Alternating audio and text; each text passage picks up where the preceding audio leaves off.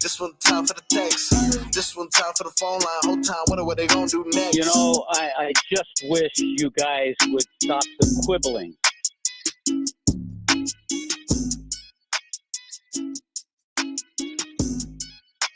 Lovely Monday from Miami Heat Media Day. Good to be with everybody. As mute your mic there, Leroy. Here, give me your mic. Yeah, we're getting some.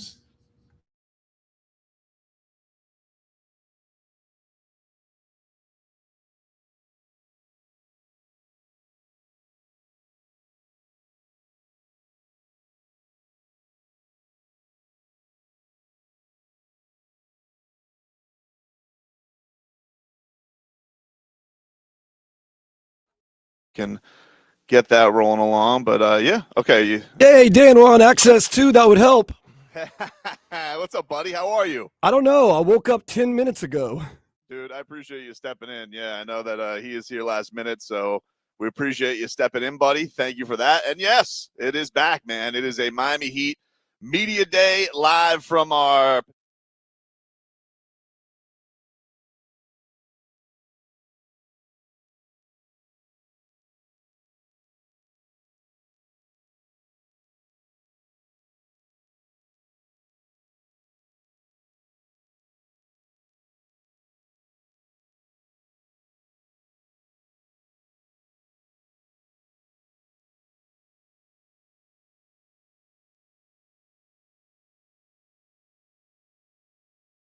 Yo, I didn't get up 5 minutes ago to get harassed. I appreciate that. I'll be doing the post-game show tonight, by the way. So if anybody needs help at the radio station, I'll be here till 2 o'clock in the morning.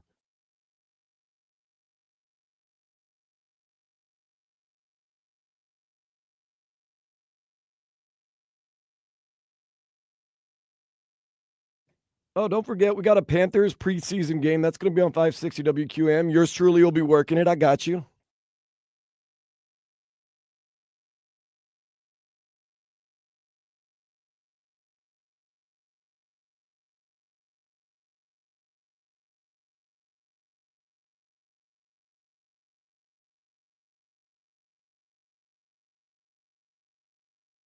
on the stream can't hear us. I think we should be good to go. But yeah, man, let's get to it as we got some headlines here. It was a crazy football weekend. Yes. As we had NFL action yesterday. We got the Miami Dolphins in action tonight. And headlines are brought to you by Doral Kia. Doral Kia, home of the Pricito, our lowest price. Visit us at Doral Kia or DoralKia.com. As the Miami Dolphins get going tonight at 7:15. Game Day Uncensored comes your way at 3 p.m. on FM 104.3. Fins are 2.5-point favorites. They will wear their rivalry uniforms tonight, which will be an exciting affair as the Dark Waters. I saw that they redid the field and all that. They got that all going. Yeah, dude, they got it. That's cool. It's a special occasion, but they got some time. I don't think the Canes play there for haven't played there for like 3 weeks. So yeah, being that they haven't left, they're not leaving Florida for the first month of the season. Right, and we did lose a little bit of shine on that FSU matchup, although it's still a rivalry game. But man, that was crazy. That's not. How did the crowd get there so fast? Because that was insane. They were already down. I was like, that was scary. That is the fastest I've ever seen a crowd storm a field. After they scored the second one, right? People started coming down. Mm-hmm. So that when that dude caught that ball, yep, it was the quickest I've ever seen. That was wild. Kind of dangerous. Yeah. It was the quickest I had ever seen anybody rush the field. No, man, it was an insane thing to see. But either way, that the Seminoles lose, so game day is now going to college game day is going to I don't know where the game is, but it's going to Alabama Vanderbilt. I'm not sure who's home or not, but I think it's going to Tuscaloosa. Okay. Sure. So no 2 out of 3 for the Canes when it comes to game day for college game day, but Game Day Uncensored, that will come your way today at 3 o'clock as we get you ready. In the NFL yesterday, we had a tie in Sunday Night Football. I missed it. I started watching it. Wasn't that it was blah, but then I heard things picked up in the second half. Yeah, Yeah, it was a pretty wild affair. The Buccaneers almost did their thing again against the Eagles. Yeah, almost. Well, they probably should have never, because Baker threw that pick in the end zone, which is like the most discouraging, bone crushing thing that you could ever, see. If you're rooting for a team, throw a pick in the end zone. It's brutal. It was brutal. There's no doubt. Did you see your boy Aaron Rodgers in Ireland? I did not. They won. Yeah, no. I saw they won. However, it was only on what was that game on regular TV? I don't think it was. It was on NFL Network. Okay. I don't know if you get that or not, but it was on NFL Network. He was able to go that way. Tate Sauce is the old love dozing off. No, it wasn't that. On Sunday morning, I was golfing. Okay. So I brought my iPad and I couldn't. Did you watch the Ryder Cup wall golfing? Did you have it like on the iPad on the golf cart? That I did on Saturday. Oh, okay. But on Sunday it didn't start until 12:30. Oh, okay. So I was done. And one of the things that I love about sports is you get, I don't care who's competing, you sometimes have an opportunity to witness something great. And that U.S. team almost came back from the single-handed worst beatdown ever in the first 2 days. They came up a little bit short, literally short, because one guy putted 2 putts to actually win his match, came up short, which is, who cares? Right? You should never, in those situations, and that's what I mean, it's like a quarterback who has 4th down, the one thing you got to do is throw it up, right? It's 4th down. You got to, I think that's one of the things that was last week with Tua. Like, he may not have had anybody open. He may have been running to the wrong, the sidelines, but it's 4th down. Chuck it up. Who cares, right? And so from that standpoint, who's that guy? They had a chance. They had a chance. They let him in here? How did he get a credential? Who let him in here? I don't know. Stalker. Why is he allowed in here? He just, he only shows up for, he's not a grown up. He shows up for Fridays and fun events. You're not a grown up.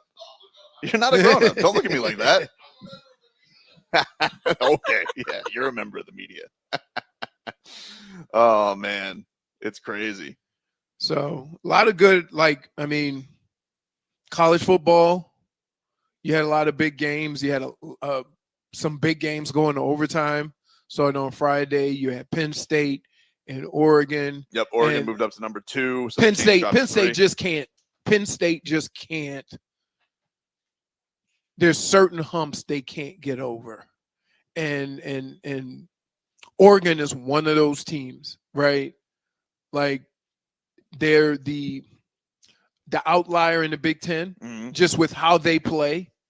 They don't play the physical, rush the pass or run the ball down your throat type of offense, and they're really good. And so, Penn State's never been able to get over that hump. Who else played? Alabama, Georgia. Yep. We had Ole Miss beat LSU. Ole Miss beat LSU. They hopped up the rankings a lot, and which was not like the scoring affair everybody made it out to be. Well, don't worry. Brian Kelly's working on a new accent. He's gonna be a new him. Dude, they interviewed him, and I was like, at halftime, I'm like, you bet. I'm staring at you. Like, don't do I it. said, you bet. You better not do it. You better not do this with an accent. He's kicked that habit, Dan, hasn't he? He doesn't do the fake accent anymore, does he? It's not his thing anymore. Brian Kelly stopped with that nonsense. I don't know. I don't go to LSU anymore. I go to University I didn't of know Miami. if you got boots on the ground reports. Man, people just want wins. That's all it is in the SEC. Correct. All right, we'll take a break here. We're live from Miami Heat Media Day. We're back with more after this.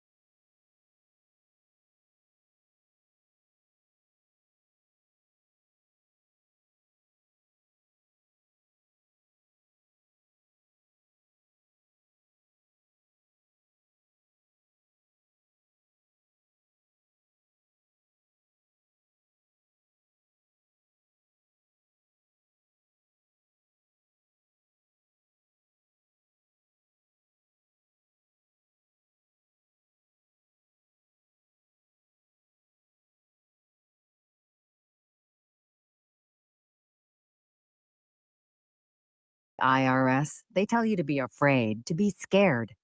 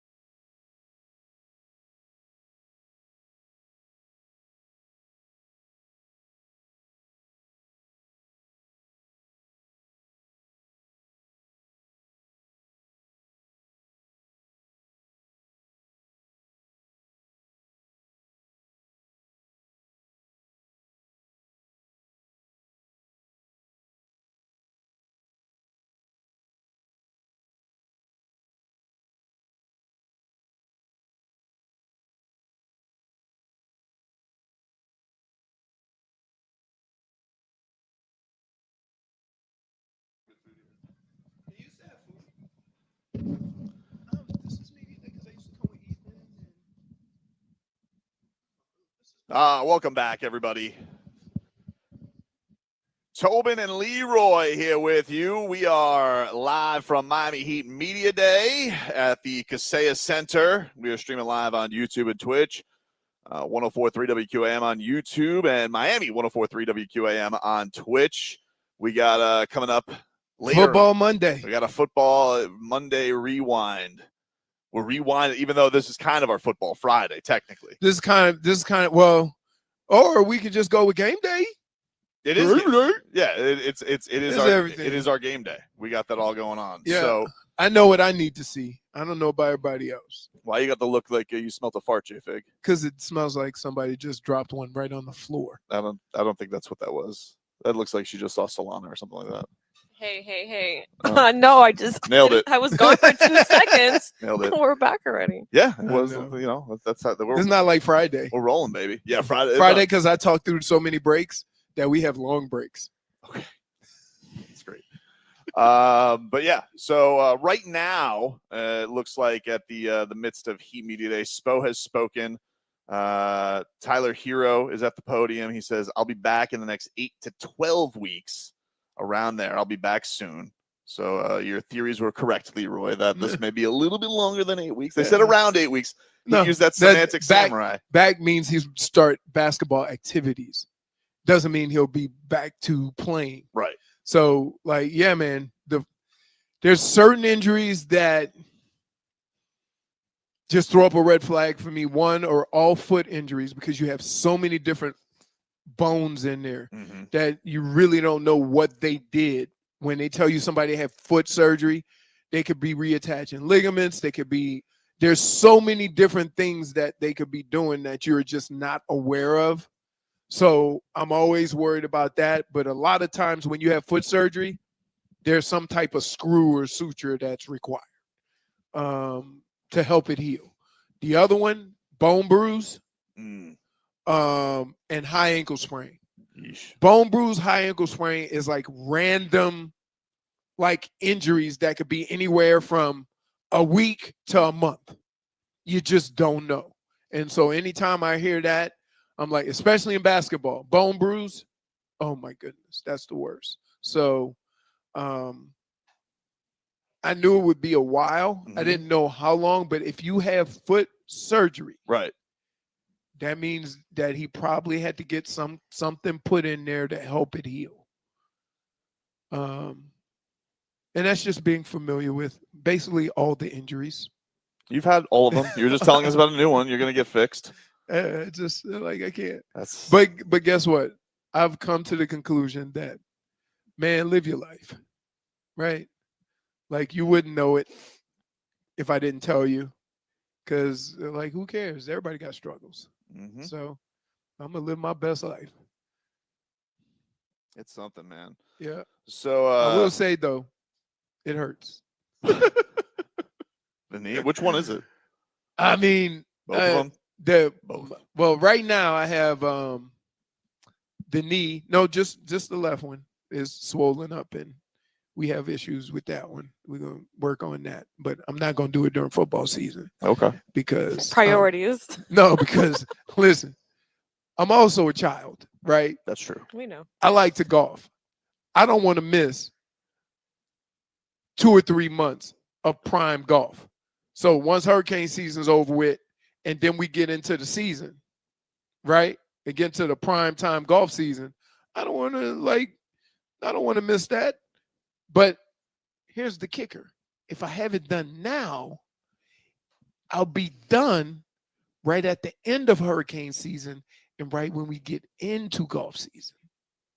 So I got a few things I need to discuss. I didn't realize you had a non-golf season. I didn't realize that you had that. Just off season. It's not non-golf season. Is that like when your foursomes aren't here? No, that's when it's summer and It's it just too brutal. rains and all the snowbirds go back up north to get the good weather up north, right? So and it's hot. It's smoldering hot. Everybody out there look dehydrated. So that's off-season golf. From October, I would say from like the middle to the end of October through March is some of the best golf in the country. It is down here in South Florida as far as the weather and stuff like that. So Spose said they're starting training camp tomorrow at FAU, and he said he was asked if they're planning to start Kel'el at center again. He says there's an element of unknown with this team in this season that has invigorated me. I'm embracing the unknown. Despite what people think my tenor is with him, I enjoyed coaching Kel'el. He is learning the head coach's standard of approaching every single day to strive for excellence and not accept anything less than that. As a young player, then you learn that impacts winning. Can I just say something? Yeah. I love you, Spo. You are a three-time champion, right? Legend. But if Mike McDaniel said those same words, we would have put our mics down and drove out of here. Well, because he talks the same way. Mike McDaniel. If Mike wait. Say the first line again. Yeah. And tell me that doesn't to the unknown of this team and this season that has invigorated me. Now make the voice Mike McDaniel. I don't want to. But that's what he does. If Mike McDaniel won a Super Bowl, we'd be like, hey, dude, take as long as you want. I lived it. Say whatever you want. People in Cleveland hated all the crap that Bill Belichick did and how he did it, and they loved it in New England. Right? Why is that? He's the same guy. He didn't deviate. He didn't change. He didn't change. He still was on to Cincinnati and Cleveland. Yep. But he was winning. So, like, Spo is a winner. He's one of the greatest coaches to ever do it. Mike McDaniel is on that path from the beginning, right? So if two people say the same things, as Vlad would say, Spo got ring protection. I just think it's a good. I mean, and the other thing is like it's a good problem that you even are considering that maybe Nico can win those competitions. I think it's good. I mean, like, look, training camp is not long. I mean, they're gonna, especially because they got to go Puerto Rico for the game on Saturday, so it's really like 3 days. You know, so I don't know how much a camp battle is going to be decided. They're just doing the that's it. 3 days of camp, and then they start preseason. 3 or 4, yeah, and then they go to preseason on Saturday. They don't have then come back and then go back to training? They'll have more time. Like they'll have I think they have like 2 games, and then they have a break, and then they'll be back at it. But no, like they kind of but they'll be here. They kind of get after it. I know they practice hard, but I'm saying so they're not going to go back to FAU. No. Okay, that's FAU is just this week. Okay, so because they'll just practice here. See, we didn't in football. We didn't even care about the games or the practices or whatever. The only thing we cared about was when we get to sleep in our own bed. That was breaking camp. Right. I don't care if preseason was 2 more weeks. When you get to break camp, and I have bed check and I'd have all those meetings because keep in mind you're practicing twice a day. Mm-hmm. You have a whole bunch of meetings during the day. You go from 7:30 in the morning till 10 at night in football. It's brutal. So, yeah. Did you see? Speaking of coach, did you see how much Brian Daboll hugged Jackson Dart yesterday? Did you see? I think he was one. I think he was one move away from a smooch right on the cheek. Wasn't that Dart doing the dancing in the end zone? He was. Oh my goodness. Intangibles. Hey, let me tell you something. Why you want to talk about it? I was like, looky Lou, this the tangible guy. He's doing it. Learned a thing or two. It wasn't exactly Mike Gesicki doing the gritty. No, he yeah. It wasn't that situation. All the black people stood back and say, "Damn, look at that ball, pretty good. That ball can dance." I don't even know if Russell Wilson could do that. Oh no, Russ! Oh, come on, don't bring him into this, Russ. What? Really? You think Russ would be like, "I'm not doing that foolishness." Still doing the sprinkler? No. At Charleston? Let me tell you something. Black people don't do the sprinkler. Okay, I'm just asking a question. That's I'm not here. Not only don't that, let me catch you doing the sprinkler. Not only that, you talking about a intangibles dance from 30 years ago. Yeah. Yeah. Yep. No, you're right. You're right. Oh boy. It was crazy. But RVA Richie says he hugged him like he found a chicken wing under his seat. No, he did. He did. But the thing is is he that good? Jackson Dart? Yeah. No idea. But I don't know. They won that game. Yeah. And then what's it face? The Chargers lost another tackle. They lost Alt. Oh, geez. Yeah, and Malik Neighbors got hurt too. Malik Neighbors got hurt. OBJ was coming out ripping the turf again. Where? At MetLife. Yeah. Because it's a monster. It takes away everybody. Yeah. Well, here's the thing, and I don't want to. Let me explain to you how the business of football works for people that don't understand. Mm-hmm. That field is not there for the protection of the players. That field is so they can move it out and put monster trucks on Tuesday, right, or a concert on Wednesday and get the most out of it. Yeah, Cam Ward made some news this week because he was like, I don't understand why we play on turf when we practice on grass too. He's right. Like, doesn't and you know why you practice on grass? To take some of the wear and tear off your legs. Yeah, but I think also he's just like, why can't we just? You know who does it really cool? Arizona. Now I don't know if it matters what. You know what Arizona does, right? They lift, don't they? The field slides out of the stadium. That's kind of cool. Yeah, that's kind of. But that's what I'm saying. Nobody wants to put for that amount of money. And so what you're starting to realize is that me personally, I think it's the shoes. Okay. And I'm going to tell you why. Okay. The bottoms of the shoes now are like baseball shoes with the triangles and the squares. There's no circles.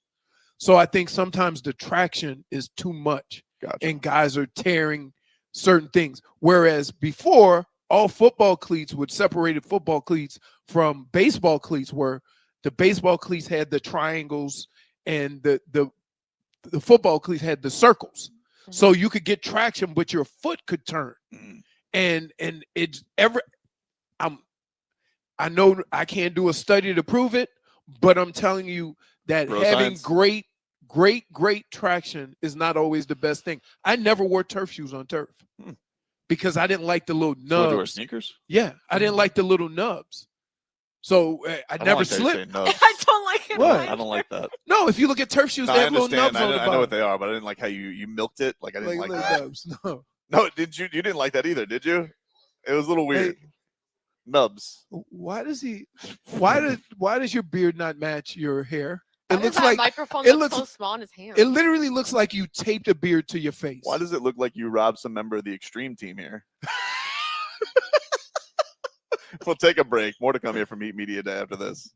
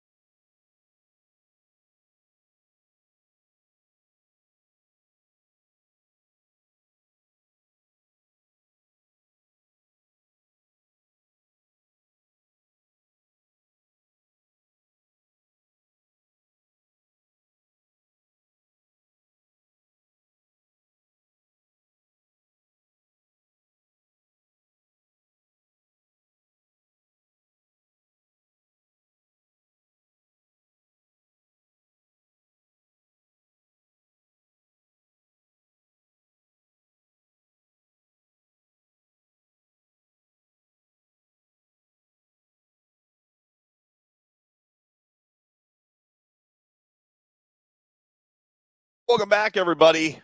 Tobin and Leroy, we're live from Miami Heat Media Day. Our sister station, Kiss Country, is bringing back Stars and Strings, featuring Hardy, Dierks Bentley, Dasha, Nate Smith, Zach Top, Hudson Westbrook, and more at Hard Rock Live at the Seminole Hard Rock Hotel and Casino in Hollywood on November 6th. And we got your chance to win tickets. You just got to text the word STARS to 20357. Text the word STARS to 20357 if you want to buy tickets. Go to starsandstrings.com. Stars and Strings supports Folds of Honor. For more information, go to WQAM.com. It's a text contest. Message and data rates apply. Don't text and drive, but Stars and Strings. Great show. Went last year. We went to see Megan Maroney just because my daughter was very into Tennessee Orange. And Riley Green. I think we left because Riley Green was of the second. Yeah, because they do it in waves. Like you do, like I think it's like 4 and then 4. And so we left. My son was there. He was. They did amazing, and then he also did like a duet with her. Oh, did he? Yeah. That's cool. Well, yeah, we went to we left because my son was 8 and he was just like, I'm like, I've already done the good brother thing of sitting out in this concert and I want to leave. And I'm like, that's fair. I'm like, that's fair, dude. We can get the hell out of here now. It's time to go. So Well, it's a good show either way. it's a great show. No, if you guys like it, you're on stage and they're all on stage and then they kind of take turns doing songs. Sometimes they will do songs together, as J Fig says. So They'll also talk about why they wrote this song or what Yep. happened during the writing process. I Yep. think it's really cool. I like listening to stuff.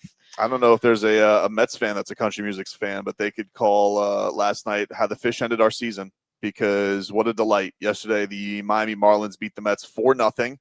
All the Mets had to do was hang on, and they would have been in the postseason. The Reds also lost; they were tied, and they did not. They did not score a run in their last stand to get into the postseason. And the Mets broadcast, let me tell you something, dude. They were salty about it. Oh my God! The Keith Hernandez and that whole crew. They're saying, "Look at these guys out in front of the dugout, acting like they won the World Series." Hey, Jack, let me tell you something. You guys spent $347 million, give or take a few. The Marlins aren't acting like they won the World Series, but they know they ended your season, and that is quite humiliating. And yeah, we could talk about different strokes for different folks, like, hey, the Marlins, but the idea that the Marlins were as close as they were to you, like, that's the humiliation in itself that you guys were stuck there. So don't be lashing out at the Marlins on how they celebrate. Lash out on your own team for not scoring a run with your season on the line. That's the embarrassing thing. And they're sitting here taking pot shots at the Marlins. Oh, look at them. You got bigger problems, dude, on how the Marlins. Now, is it very enjoyable when the Marlins end the Mets season? It is very much. It's very much. And especially when the great Tommy Hutton is on the call. Because Tommy Hutton. Is he going off? Yeah, he just takes a certain solace in beating the Mets. I would actually say Kyle Seeloff was probably enjoying it even more. The play-by-play broadcaster. Oh, look, we got Norman Powell at the podium right now, looking good with his Heat attire. I think Bam has spoken already today, and Tyler Herro. So Tyler Herro was on it. We got that all flowing through, and we do expect that at some point we'll have some guest roll on by the room. But yeah, man, that was that. Like the I saw the guy you don't like. Who? Wiggins. He's coming on. I know you trashed him He all was year. in the hallway. I didn't He was trash him. in the hallway. That's not fair. That's not fair. I didn't trash him all year. That's not fair. Oh my God. That's not fair. I didn't. That's a ridiculous Look statement. Dude, at us you- in the it's eye when ridiculous. you You say are it's not I fair. didn't trash him all year. Yes, you I didn't did. trash him all year. That's not fair. I won't have the same description. Wait, because he wasn't with the team all year. No, I won't have it. I won't. Okay, I'm not doing semantics like you. I'm not some What? escape artist. You are the master of Okay, dude, semantics. Yeah, that's fine. That's Okay, fine. Let's just say things that aren't wait. true. Let me reenact. Hey, buddy, you scored 20 points in the first quarter. Well, yeah. What is that? I mean, you look like It's basketball. Okay. If a guy scores 20 points in the first quarter, does it mean he's going to score 80? Does he not legitimately look like the greatest basketball player you've ever seen? Yes. In certain spurts. Yes. Can he get a little time to acclimate? Yeah, that's what I'm hoping for. But did you do that before? Dude, don't lash out at me. It was a long year. I didn't. It's a long year. The question was, How did come you nobody do ever talks was about at his how lowest. come nobody ever talks about being a long year for me? What about that? What about a little toll Like, just to go okay. through? Oh, okay. So, like, it was a long year for you. I had to deal with it every day. Oh yeah, okay. You had to deal with it. What did you have to deal with? Ew. You know? Eating 5. Oh, well, please. you sit here and you just dismiss everything I do anyway. So what's the difference? If I say Heat in 5, or if I say that we're back, all of a sudden you go, doesn't matter. This is what's going to happen. If I get excited about a West Coast trip, and let's say the Heat have like a 4-1 trip, you're going to be like, by my count, it's October. By my count, it's November. By my count, it's January. You do the same thing. And then keep it real. No, not keep it real. Keep it real. Because that 4-game road trip. Please. They had 37 wins last year. I know. Okay. Crazy year, though. You would agree. No, crazy year. Wait. First of all, I was saying it the whole time. That is crazy. Everybody's it really hurt. is amazing. Nobody's playing. I really want to call you Stretch Armstrong, because it's like you span the takes. It's like not only did you have the take that you kept it real, but then you also said, but I also said it was at the certain time of the year where you got to keep things real. Like pick which side you were on.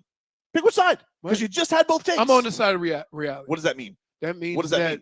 That means what does that mean? The season is very long. Yes, you can look at your team and tell what they need to be good at or not, and go from there. Like my whole thing, last 2 years, my whole thing was this. You and I were united on one thing last year, dude, and it was when I had to twist your arm to bet on Kel'el Ware for Rookie of the Year. I had to twist your arm to explain it to you. And you were sitting here being like, I don't know. Yeah, but if I see some real in it, then I'm all in. Yeah, but do you know how much work it had to do just because it came from me? Yes. Anytime I have a take, you have to go and you're just like, this is me. If I say, hey, that's a picture of Bam Adebayo, you're like, skeptical. No. That's you. If I say it, it's like, wait, Norman Powell's on the television radio. You're like, is that AI? You don't know. You don't believe me. You don't trust me. And why is that? I don't know. I don't know. 8 years. I'm a little hurt, to be honest with you. Years. Have you been known to what? That I don't know what that is. Stretch the truth. Stretch. I don't think I do. Reality. You don't stretch reality. I don't think I do. Do you really think I'm your reality is basically as real as when you put on those goggles that Marcos has running around? He has. I mean, I may not have hit it with no goggles. I may not have hit it with no goggles, but like it really messed up my depth perception. Oh, really? Yeah, he put up like a little Papa Shot hoop, and then he put on these like glasses. I was like, whoa. It was weird. And so I just kept shooting it over his head. Can I just say this? He might have been like right here. Can I just say this? That's also how your reality works. That's literally what I just said. I know. Well, he's a take stealer. All the time. Every time I say something, you talk over me and say the same thing, but louder. This is a guy who will steal cold cuts out of people's cards. Talk all the time, then. See, that's a classic Leroy move. Leroy. Yep. Nobody heard that. It was, that you can't bring non-segment or break talk onto the air. Just apparently, she was doing apparently something for Marcos. Yeah, all I said was, "Hey guys," and then apparently that was a little too sexy for everyone. There he goes again. He's right there. He heard his name. What's going on out there, dude? Anybody He just mysteriously shows up. Very quiet this year, yeah? Is everybody upstairs? Maybe it's because we're early. Come here, buddy. Sit here. I don't know. We're early? We're on the same time all the time. I know we are, but I bet it's that damn Amazon taking everybody. Amazon shows up, Bezos shows up, and then all of a sudden messes up everybody's schedule. Oh, I bet you they got food down there. Oh, 100%. I'm on it. I'm on it. You need to pretend like you're an Amazon. I will. Yep. I will. That's what you need. Who's doing it? Who's doing the Who's on the broadcast? No, is their crew here? No. I don't know. Okay. I don't know. I saw that the NBC crew had a thing at the Ryder Cup. Like I saw MJ was there. Yeah. Mello and their whole little. It was actually, to be honest with you, they did. The only thing the U.S. did was make it watchable on Sunday. Because they got it close, and it was must-watch TV for a very long time because it would have been something that had never been done at the Ryder Cup. El Borges says nobody wants to talk to Tobin because he nuked the Heat season last year. Okay, dude, can we move on to a new thing? I didn't nuke the season last year. It's not my fault. I got to tell you. It's not my fault. I got to tell you. El Borges, facts. No, it's not. Those are facts. No, really? He's the downfall started. I'm surprised. The downfall started with this look right here. No, that wasn't. And then you took that look. I didn't. You ran over to Wait, Pat wait, Riley. wait. That's This not. one? That's This not one? even the order of operations. That That's one? not even what happened. What about this That's one? not what happened. What about this one? Look, Okay, that's look not. at That that. had nothing to do with Look. nothing. What about this one? I don't remember what that was from. Hey, can I just tell you? You're the only one that gets that look, dude. I don't like that you Because just you asked those crazy questions. I don't like that you did. I don't And then ask you- crazy questions. And then you run to Pat. Jimmy said. That's not what I said. Jimmy That's had not what I said. Okay, first of all, order of Ma- operations. Order of operations is he said something on social media. I asked Pat Riley a question. Pat Riley didn't like that Jimmy Butler said those things. He decided to use my question as a jumping off point, and then Oh, so wait. yeah, it's not my fault. Wait. Wait, is that what people call a scapegoat? Something like Yeah. that? I feel like I am being used as a scapegoat. Oh, People are so lashing out. so Pat Riley scapegoated you so he could basically say what he said without. Agreed. Yes.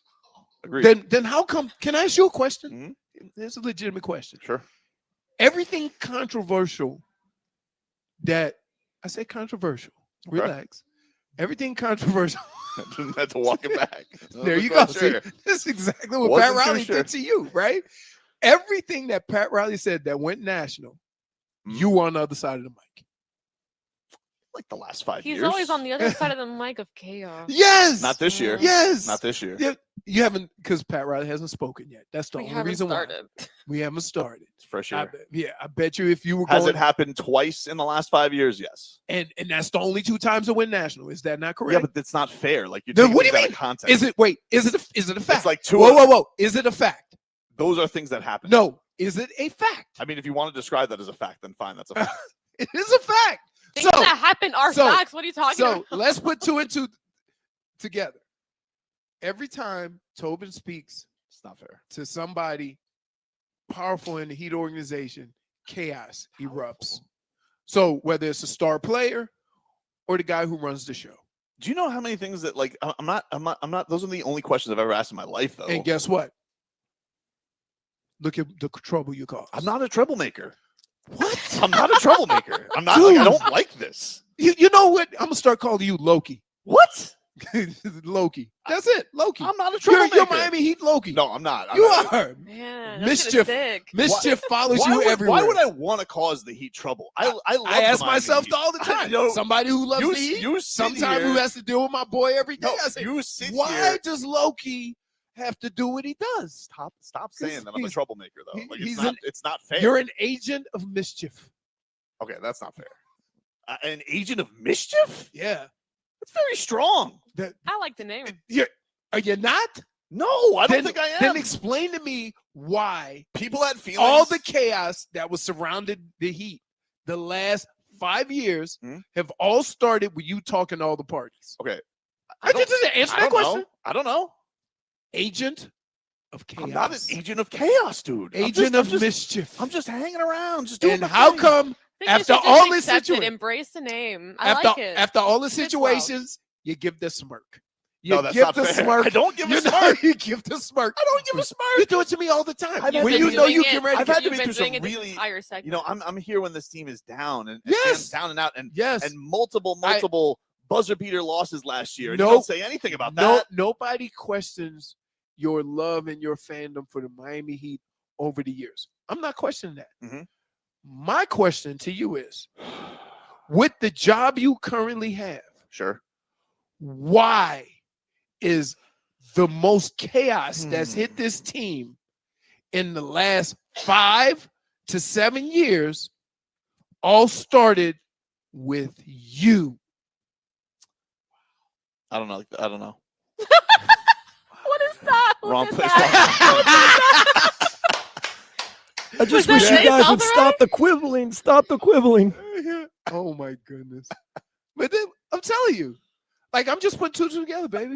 Like, don't It's do like- my thing to me. I don't like that. really? Yeah, I don't like that. Then tell me where I'm wrong. Tell me where I'm wrong. I feel like any person who would have asked the questions that were asked would have brought Mhm. and garnered the same response. Like I am just a Mhm. conduit. Like I don't think that it had anything specifically to do with me. Okay. Like you think that I have some agenda out here and I don't. Okay. Hmm. If I thought that in any way, shape, or form things would have been harmonious if I would have just not existed, then I would have not existed. I would have just gone about my day. But Mm-hmm. to say that I'm sitting here throwing some kind of chaos grenades into this team is ridiculous. And quite frankly, I'm offended. Mm-hmm. Mm-mm. Not my look. Very nice of you to try to deny all these. I'm not denying anything. Really? So, what part of this that if you weren't involved would still be happening? What part, if I So wasn't if involved, the would still agent be of happening? mischief wasn't involved, Yeah. the agent of chaos, would chaos or mischief happen? I think the same would have happened. So when would you went to Pat Riley? I didn't and asked him about the asterisk. But you okay. Did you not? First of all, it was virtual. It was a virtual press conference. You acting like I went and said. Nobody else asked him that question. It was a long answer. He answered for like 3 minutes. He brought up wilt. It was a 4-minute answer, and then like one little beep, beep, beep, beep. And what part of mischief or chaos is not And that involved with you taking one person's answer and running to the other person? I didn't run to any other person with that one. That one just took off like wildfire because the Lakers fans are sensitive. But I'm not going to sit here and not ask about the idea. If Bam Adebayo would have been healthy and Goran Dragic would have been healthy, would that have been a different series? The answer is obviously yes. And Pat Riley felt the same way. Now, the first thing that he says, you can't do that. And then he goes on to this whole rigmarole of like the 70s. But then, he gets into it. He goes, what? The rigmarole. What? No.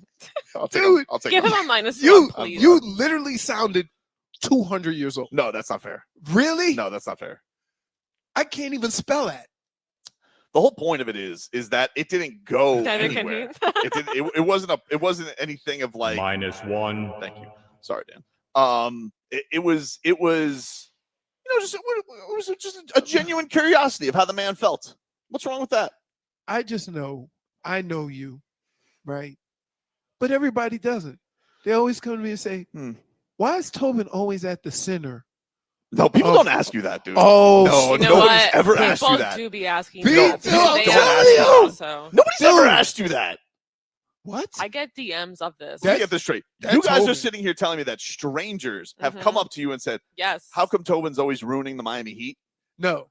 Why is he an agent of chaos? Nobody has ever said that to you. I'm not going to Okay. accept that. All right. We'll take a break. Just a regular old second hours next.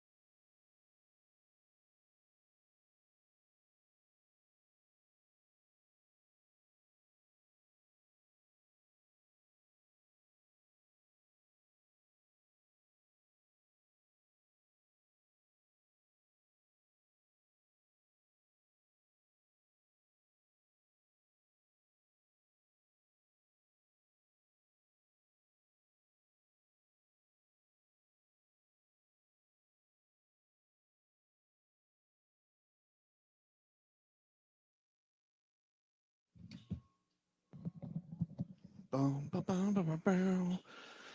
right, welcome back, everybody. Tobin and Leroy here with you on FM 104.3 WQAM. The cool thing about what we got going on now, what's that, dude? Is that if Norman Powell comes in here, he doesn't know about your stuff. So I don't like that. Like, I don't have stuff. Like, I don't like that. You have an opportunity to rebuild the trust with both the players and the organization. Okay, dude, you know what? I don't have any trust. I'm just gonna live my normal life. I haven't done anything. Loki. That's what Loki does. I'm not Loki, dude. You are. Stop saying that. What else? Like you sit here and you're putting up falsehoods. Am I? Yeah, I don't like it. Would we? Dude, I gotta tell you, you are very unaware right now. Let's get to headlines brought to you by Doral Kia. Doral Kia, home of the Pricito, our lowest price. This is at Doral Kia or DoralKia.com. As tonight. Say you're flanky, like flank steak. Like like flan. Flan. The Dolphins, they return to action tonight. Monday Night Football, 7:15. Game Day Uncensored comes your way at 3 o'clock. Fins are 2.5-point favorites. They'll wear their rivalry uniforms. That's cool. You know, neon lights. You know, dude. Mm-hmm. Excited about that? I am. I mean, you know what? To say. Like, it's something about your team being on Monday Night Football, right? Because I remember when I played, the suck teams didn't get Monday Night Football. They didn't have flex. They didn't have all that stuff, right? They didn't have rules where everybody had to play. The suck teams got Thursday night games. Yes. So for years, those Thursday they had to make the Thursday night games better. Right. So what they did is every team gets a Thursday night game. Every team gets a Sunday night game. Every team gets Monday Night Football, right? Which I think it makes it a lot better, right? The Cowboys didn't lose. They didn't lose. Wow. That's fair. They didn't win, which is so Cowboys, right? I can't believe we do ties. Did you watch that game? No. I fell asleep at halftime. Oh, my goodness. I was up all night doing stuff, and the game got so exciting right before halftime. It was actually exciting second half. Then it goes to overtime, and it was just a thud. Matt LaFleur just kind of packed up. He's like, all right, let's tie the game. He could have gone for a touchdown. No, so strange. Matt LaFleur goes, Packers, we'll kick the field goal, kicks the field goal. And both coaches just kind of walked out there mundanely, shook each other's hand, and walked up. And I was like, that's what I stayed up to midnight for? I guess, like, technically you would take the, like, you know, you're worried about not getting the win. And it's like the point in hockey. Yeah, you take the point in hockey. But it's just, I don't know. There's something so not football-y about it. Not football. It's not at all. I don't like it. It's terrible. Oh, look at here. How about this, ladies and gentlemen? Norman Powell stepping up to the show right now, as we're excited to have him join us for the first time here on Tobin and Leroy, as the Miami Heat making the deal for Norm this year from the LA Clippers. And he's already got my favorite Instagram page, Leroy, because like he's just doing boxing all the time. He's in Vegas at the UFC Performance Center. Norm, who did the UFC? Wait, let me say this. He's a fight guy. Yeah, he's a fight guy. He does dirty boxing. He does he knows all the names. He can't speak English, but he can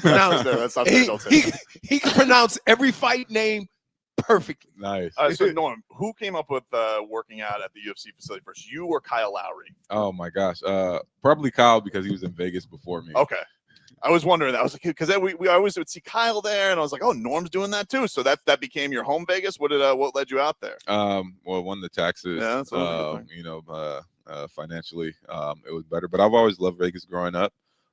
So being able to go out there and you know, settle down and call that home has been amazing. It's super chill, it's low key from what other people think of just going on a strip and partying the whole time.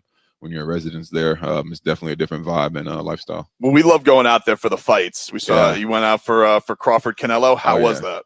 It was amazing. It's that floor side.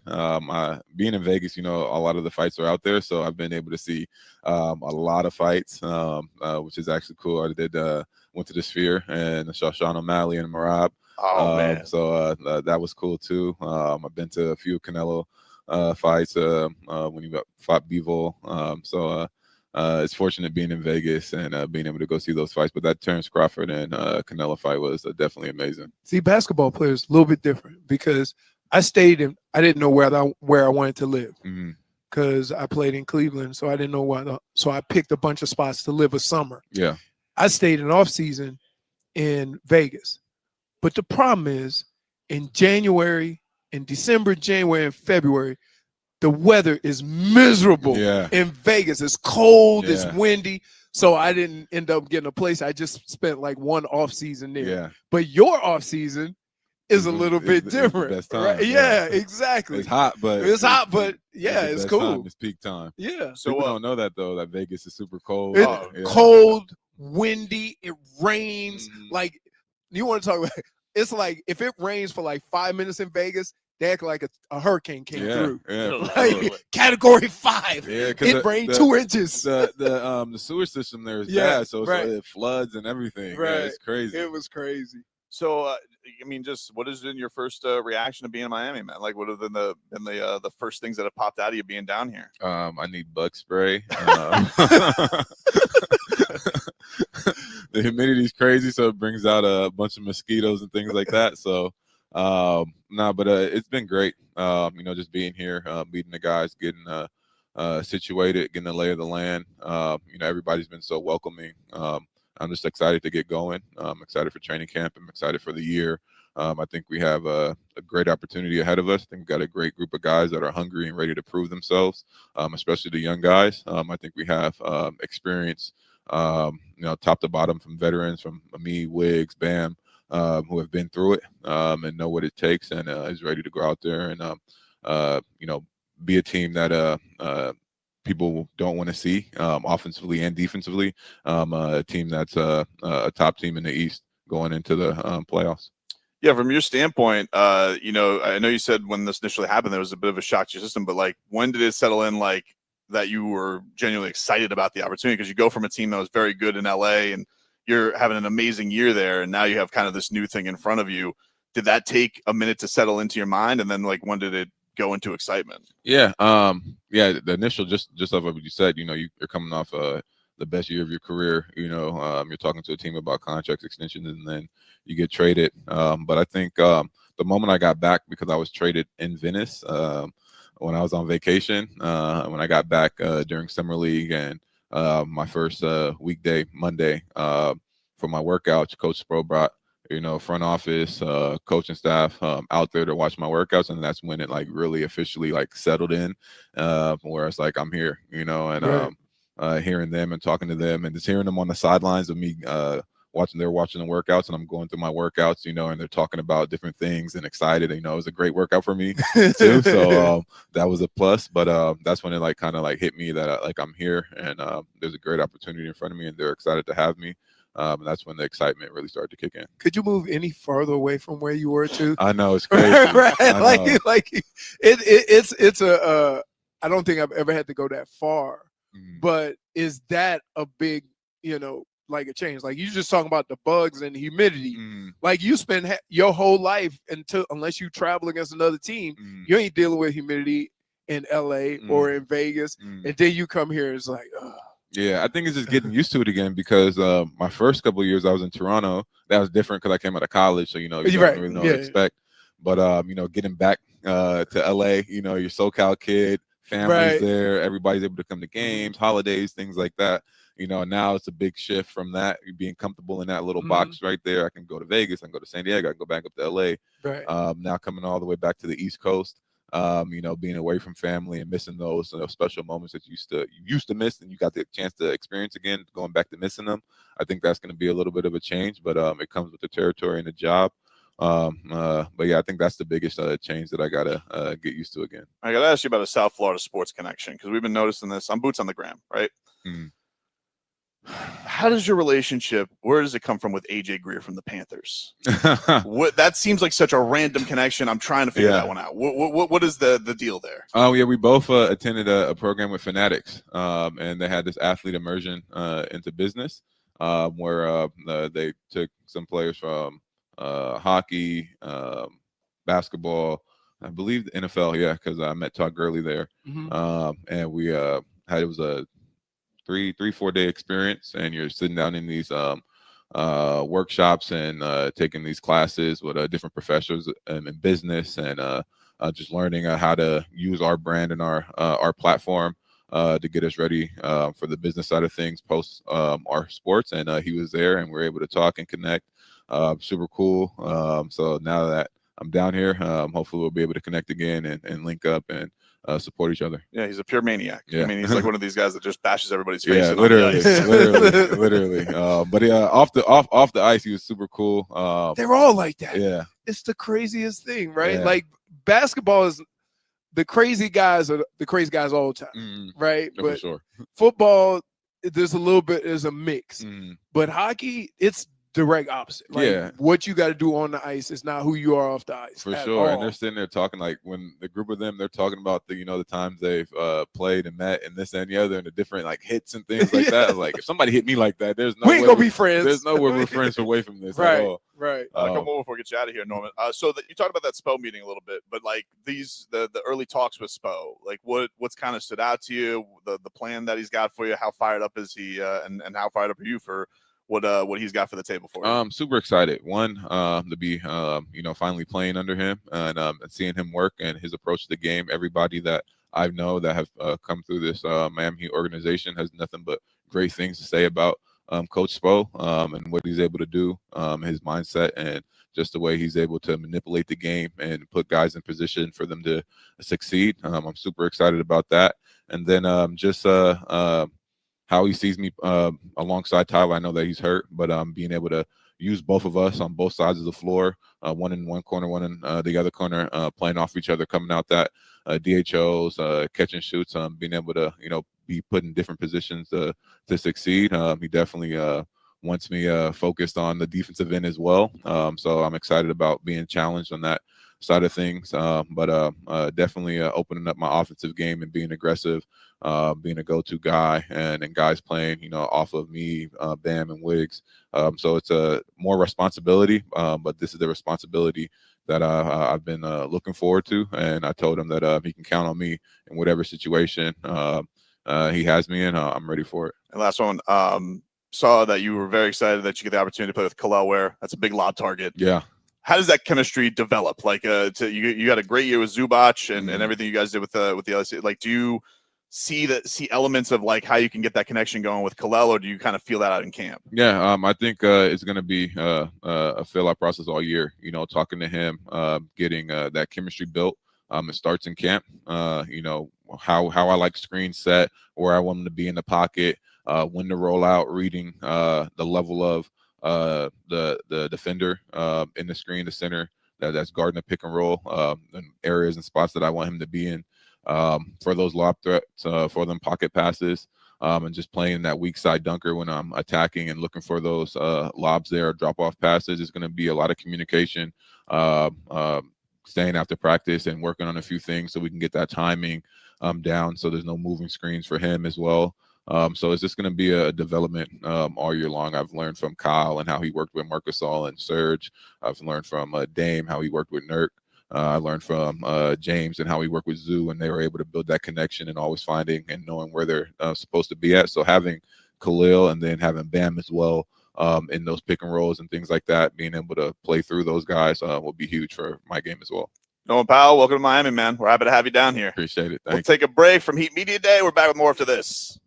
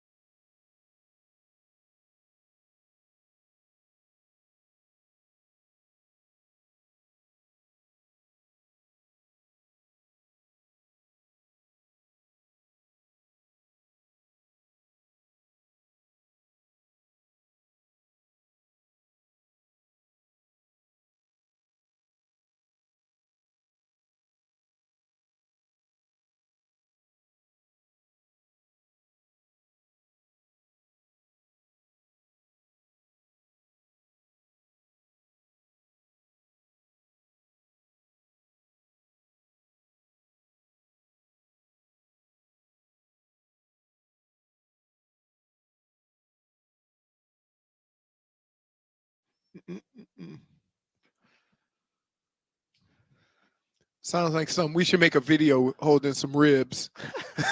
Just eat some ribs. Too sexy.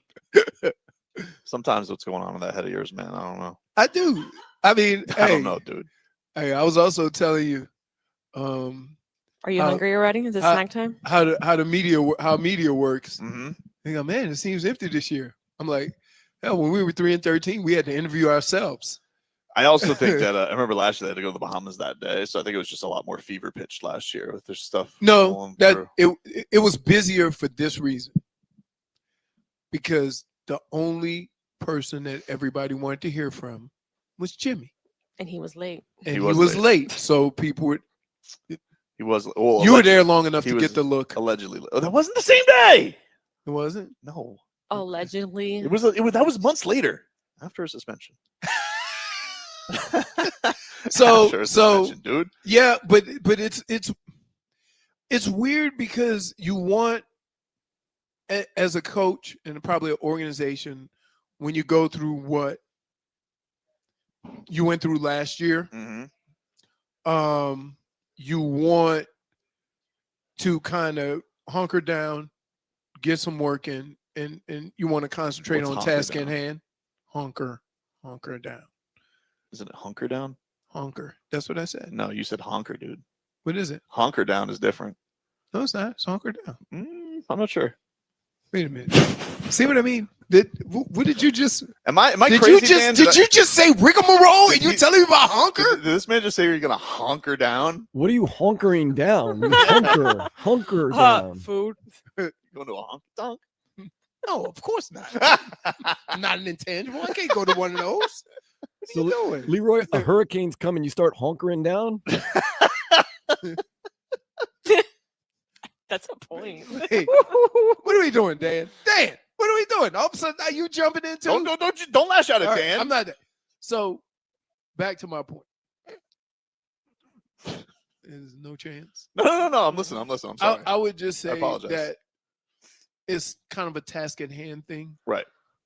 As far as the media is concerned, there's been more energy in this building because of all the either excitement around the team or the accomplishment around the team. When you think about this, one of the only reasons why people came here was to talk to Jimmy. Yeah, I agree. And he's not here. You got a lot of new faces. You got a lot of young guys.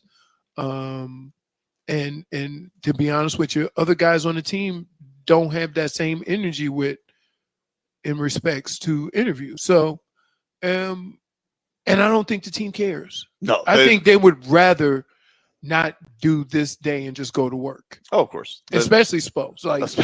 Especially Spo. So I'm not mad, right? I've been through this. I know what it's like to not have a very good season and then have to, come in here and basically say a whole bunch of things that people are going to hold you accountable for all year. Not me, dude.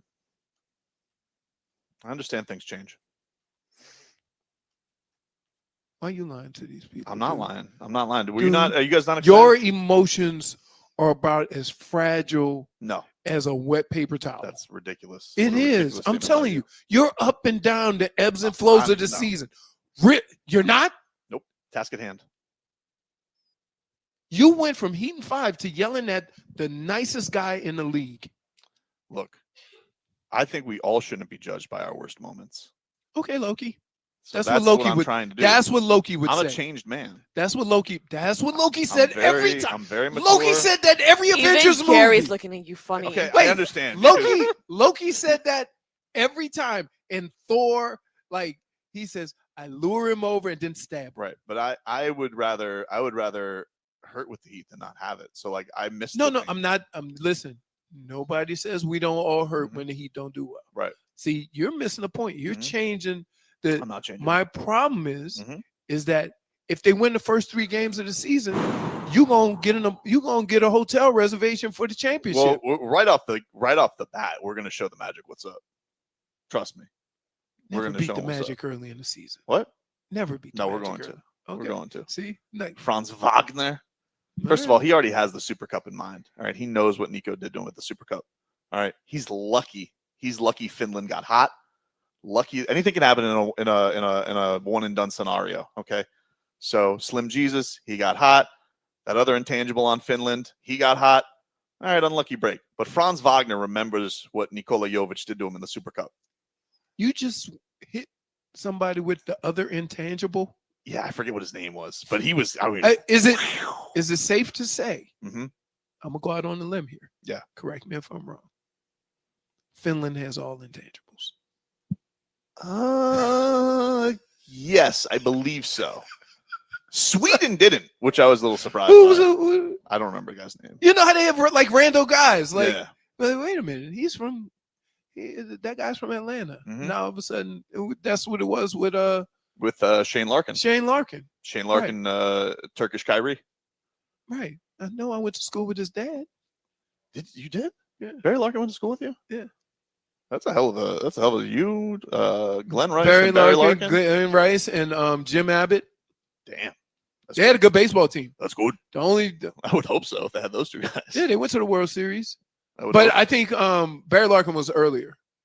And then me and Glenn and Jim Abbott came in. So Barry might have been a year or two before all of us. We might have like crossed paths. Like his last year was my first year. Does it feel like the Dolphins haven't played in a month? It's a good thing. Is it a good thing? Yeah. You know why? Why? But here's what sucked.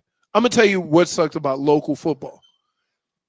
The Dolphins needed a break. We needed time we needed time to get right, to get back to, because I mean, look,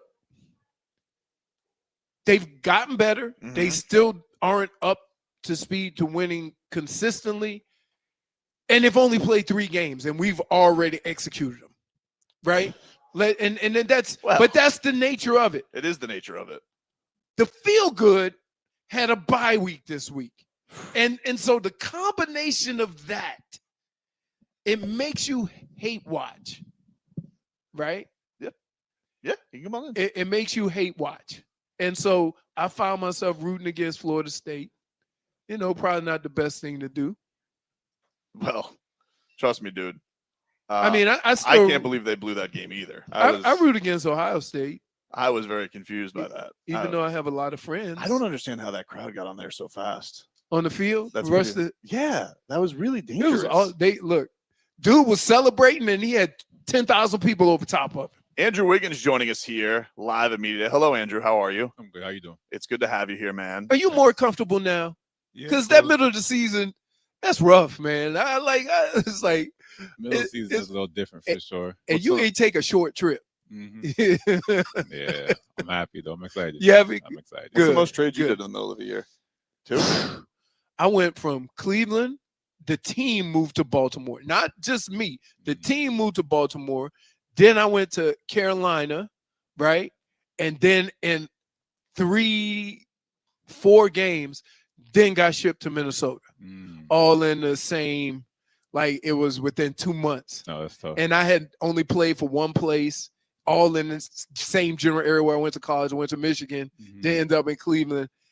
I was like, my head was spinning, but you know what changed? The difference between me and you is that you wake right up when you get busted in the mouth in football. Like, I'm here. Let's go. Basketball, you know, offense, y'all rotated. No, you get the football, get hit in the face. Okay, I'm here. I'm here. What is what has the summer been like for you? Like, as far as it seemed like you got here, like a month ago to kind of settle in with the guys? Like, what has the process been like to know that you're going into a season with Miami? No, I've been here most of the summer. I mean, I did little vacations here and there, went to certain places, but for the most part, I was here, you know, just getting me and my family situated, you know, getting my little girls in school and getting everything, you know, situated so when the season pops off, you know, we're all ready and settled in. You ready from the beginning. Yeah. Like, it just, that's the one thing, like basketball, baseball, like you could be playing on one bench and then 2 days later you're on the, or they take you out of the game. They just take you out of here. Like, we don't want you to get hurt. Well, I've never had to experience that. That's crazy. Yeah. So I got to imagine it's pretty hard for you and your family, and then trying to get your mind set with the players? And did you know any of the guys when you got here, so that that communication was easier because you knew the guys? Or did you have to learn? Did you have to like acclimate yourself? Or, hey, I'm Andrew, we know of you, but we don't know you. I might have knew a few guys, but I got traded with Kyle Anderson that was on the team with me before. Oh, okay. So we got traded together, so that was cool too. Okay, all right. Yeah, see, we don't like it's just a weird thing because people see you come in, they don't like know what you're going through. They want results already, and you like they say, hey guys, I might be going through something right now. Just bear with me. But now you got a fresh start. I can't be more excited because y'all see a lot. Like, he's a two-way player. The Heat love that type of player. For sure. I want to know, Andrew, how are you the king of the 4-point play? Like, you are really last good. Year, it was just that was happening. crazy. Like, every single time you hit a three, like, it was that's 4. Like, is there an art to that, or is that just a thing that went down? It just started happening last year. That was it. That's the only year I really started getting to in the 4-point plays. But hopefully I just keep adding to it. I keep adding to it. That's that had to be like, I was like, hey, this guy's amazing. Every single time he shoots a three. He's so lengthy. So like when he goes up to shoot, that guy coming out there to get you got to get extra high. For sure. And so that already puts him in a bad spot. It's not like you guarding a 6'2" guy. Like, so he's like, oh, here he comes. You being just around the building and seeing some of the young guys, any of their like development you've been excited about, just even from the time you had with them last year to now? Yeah, definitely for Kel'el Ware. I feel like he's a big talent, very talented. And I feel like the future is really bright for him. I feel like he's in the perfect situation here with the people. The people care about him. They want to see him get better. So I feel like that's the most important thing. So with the mindset he has of just working hard and his talent, and plus this organization's way of just preparing guys and getting guys ready for, this level and the level above and keep going and going and going. I feel like the future is so bright for him. And I'm excited to see what he does this year. Yeah, like it was interesting because he had the summer where Spo had the piece that you want to play at the whole time. Like, what is that thing that when you get into the league, just knowing that you got to play all the time at like that certain threshold for coaches to be satisfied? Like, what's that development like? It's a buildup. It's a buildup. It's hard to do right when you get on the court. I mean, especially if you're new because you haven't done it before at this level. Some people just naturally slide right in and get right to it. But this summer has been amazing. I've been there a lot this summer in the facility, and he's been there also. So just getting a chance to just watch him work out and just keep getting better and better, even putting on some size has been great. You watch any of that Eurobasket? I watched a little bit of it. Yeah, I got a subscription to that. That was good. This dude he paid $30 just to watch, and it wasn't even the real Euros. It was like the warm up. Well, they had all of them. Sometimes I had to find a pirate feed. like I'm like, come on. Well, you guys, Canada's really you guys are a kick-ass team now. Like, this is not just like one. Like, you guys have a squad. When did you realize Canada was going to become like this monster? Like, you guys have MVPs, all-stars. This isn't just like Steve Nash and that's cool now. Like, you guys have a full-fledged team that can absolutely, raise hell in Olympics and international play. Oh, for sure. And we have a lot of young guys coming in that very special, promising future. So I think Canada is it's on the rise, but it's going to stay on the rise. What do you is it just because people have seen the success? Like, when did it get such a fever pitch around it? Do you remember that? I feel like it's just been building up. I feel it's been building up, and I feel like we always produced, a lot of talent coming out of Canada, but it was harder to get across the border. It was harder to, really expose yourself to all the, American talent and American organizations. But now, they find the talent all over the world, right? No matter where you're at now, the process is a little bit easier, and now we're getting a chance to showcase how talented Canada really is, and it's showing. What has you and the family liked the most about Miami so far? Just getting time to comfort, be around the city. Has there been a thing that you enjoy the most? We like the weather.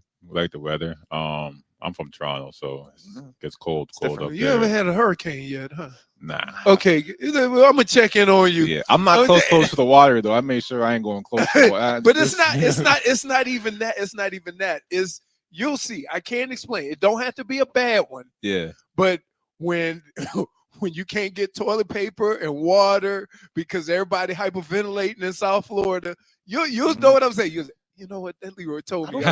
then we'll chat. It don't even have the power. Don't have to go out. Yeah. Sometimes the wind will blow like all the power be out all over. I love the idea of you thinking Andrew Wiggins is going to Publix. Like he's going. Like, are you? Like, I feel like the supplies are getting sent to Andrew Wiggins during a hurricane. Let me explain something to you.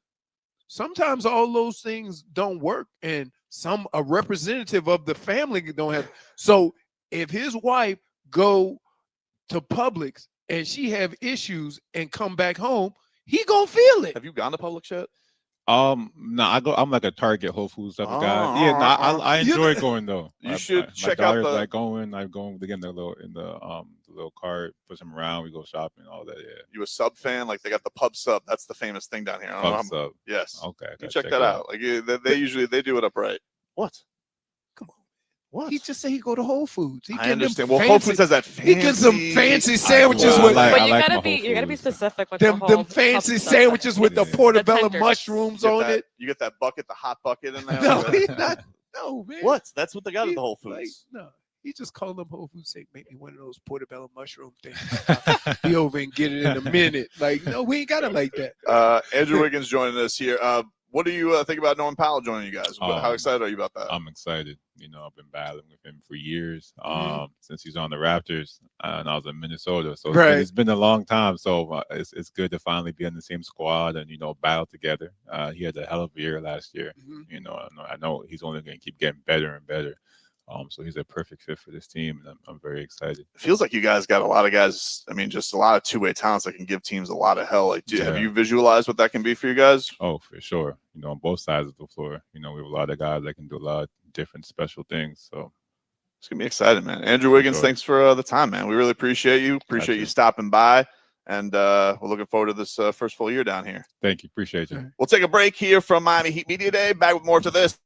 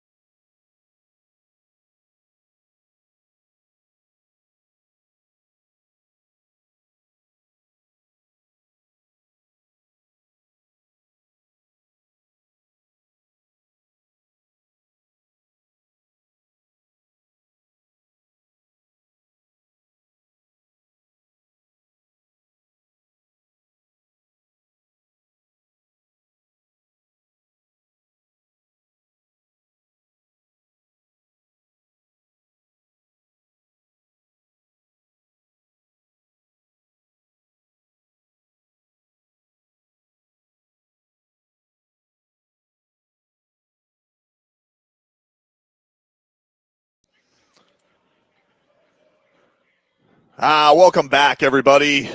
Tobin and Leroy here with you. FM 104.3 WQAM. Thanks to Andrew Wiggins for stopping by the program. Thank you to Norm Powell for stopping by the program.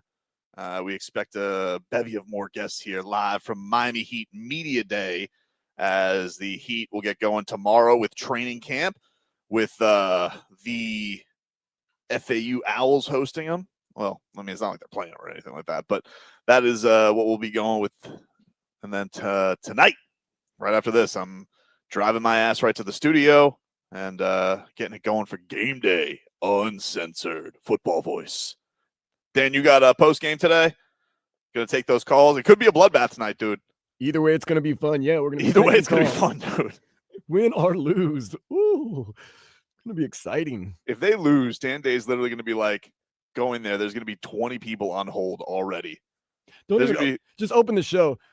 104.3 FM WQAM. What's your name? Where are you calling from? Yeah, dude, 100 people are going to. Well, I guess there's going to be another banner today. Supposedly, I read on, I think on Dolphins Reddit, it's a trio banner. It's a Fire McDaniel, Fire Chris Greer, and Bench Tua, I believe, will also be on the banner. This is how bad it was. I was on vacation. Wait, but flying over? Like during tailgates. Oh. First 2 weeks of the season, I was on vacation, Grand Canyon, all this stuff. I was in Vegas, and they had some Bills fans.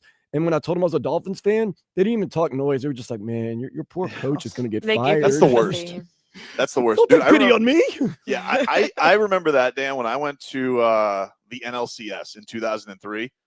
And when the Marlins were getting their teeth kicked in, like they just couldn't. I think they lost 3 straight. And then finally, Game 5 happened, and there was a ton of Cubs fans because the Cubs hadn't won the World Series yet. They were still trying to break it. This was, of course, the year of Steve Bartman. And, they were so nice. And then, like, Josh Beckett comes out in Game 5, and he pitches a complete game gem to get the Marlins a win to send it back to Chicago. And all the Chicago, oh, that's so nice. I'm so happy. I was with my grandfather. We had the season tickets, so we were like, I'm happy for you guys. Don't treat me like that. I don't like that. We're blood rivals right now. I don't want that at all. And listen, lo and behold, little did they all thought they were going. They all thought they were going to the World Series because they thought it was going to Chicago. Like, oh, we got 2 games to clinch it and send it. Nope. Steve Bartman then happened, and of course, bad Alex Gonzalez. Good Alex Gonzalez, greatest defensive shortstop you've ever seen in your life. Bad Alex Gonzalez on the Cubs, big boot in that era, led to, of course, Mike Mordecai and Derek Lee, and basically everybody got to hit that inning. It was crazy. And then in the next game, Kerry Wood goes deep. They think they're going to win game 7. Nope. Doesn't happen there either. It was fantastic. So anyway, tonight, though, I do worry because I think the Dolphins can win this game. I do. I don't think that they're taking on a juggernaut.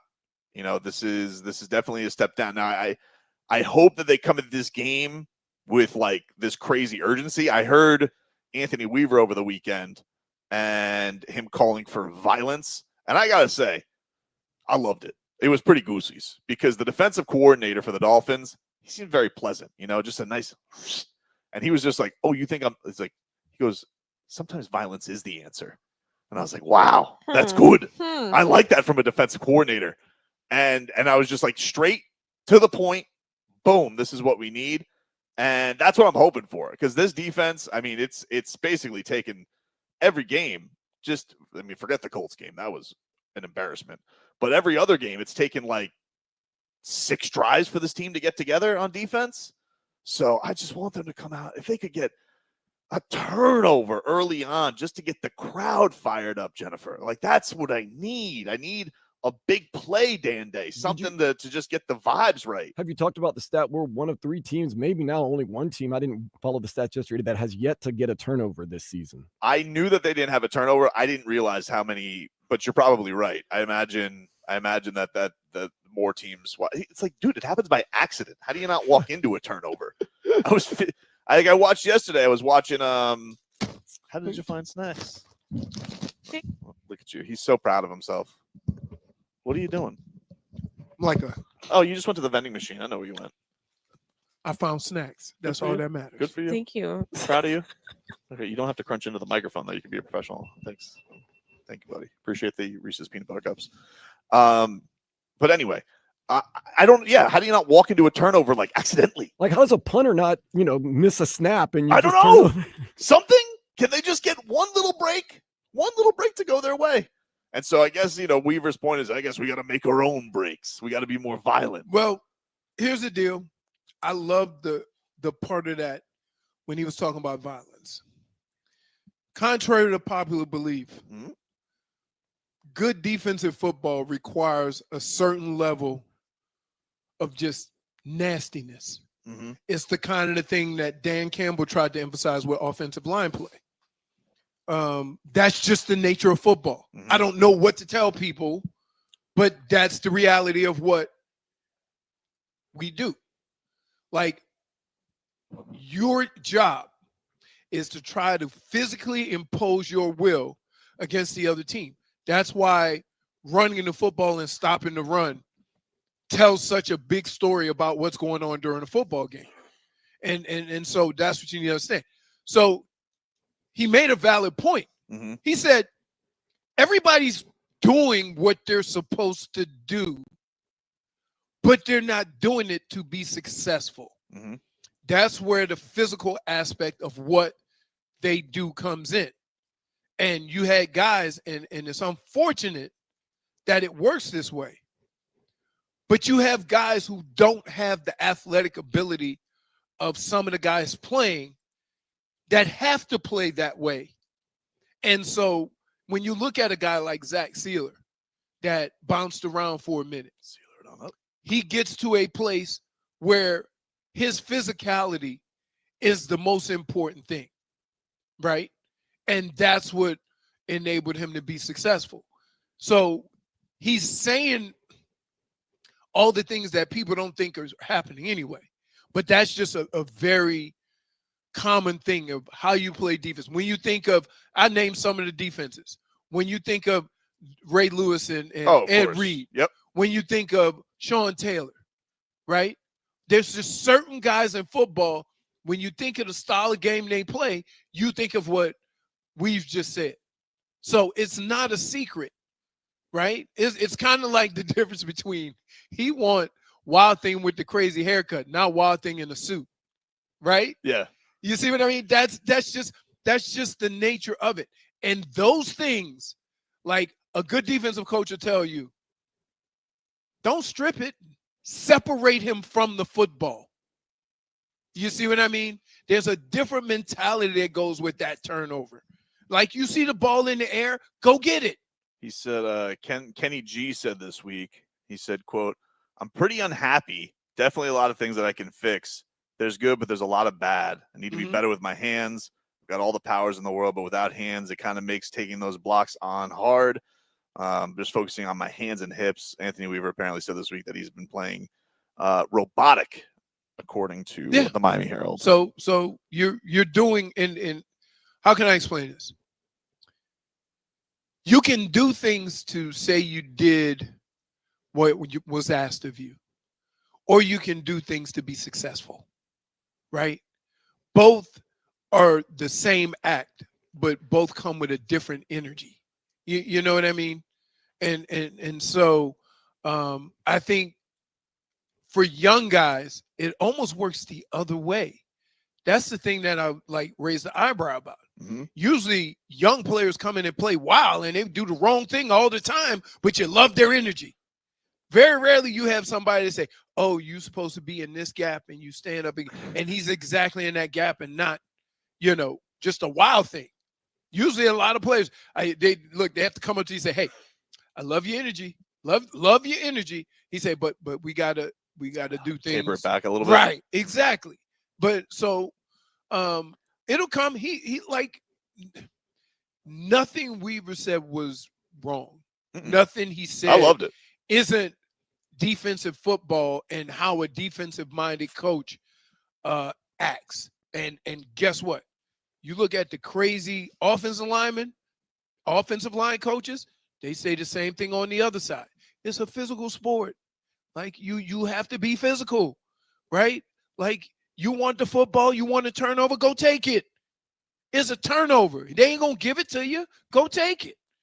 It's the mentality behind all that, though. And that's when good things start happening. Right. And so that's kind of the attitude. Just need it, dude. You need it. Need some feel good. You also need the team to start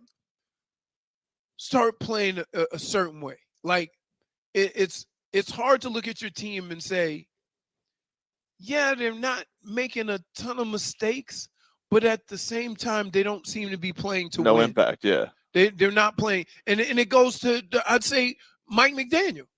Is he playing quarterback because the offensive line can't? I mean, if is he calling plays because he thinks the offensive line can only protect a certain amount of time, or is he calling plays to win the game and tell them they better get their ass in gear and do what's needed to be done to win? You see what I mean? Because a lot of the plays that they call are like, oh my God, I'm scared of this situation, right? Without even seeing whether it'll work or not. For sure. And I would You're say more worried about the mistake than making them make a mistake. And so therefore you put yourself in, you want a nice soft landing, you want to land on a pillow or whatever. Yeah, sometimes you got to risk it to reap to win the biscuit. Dude.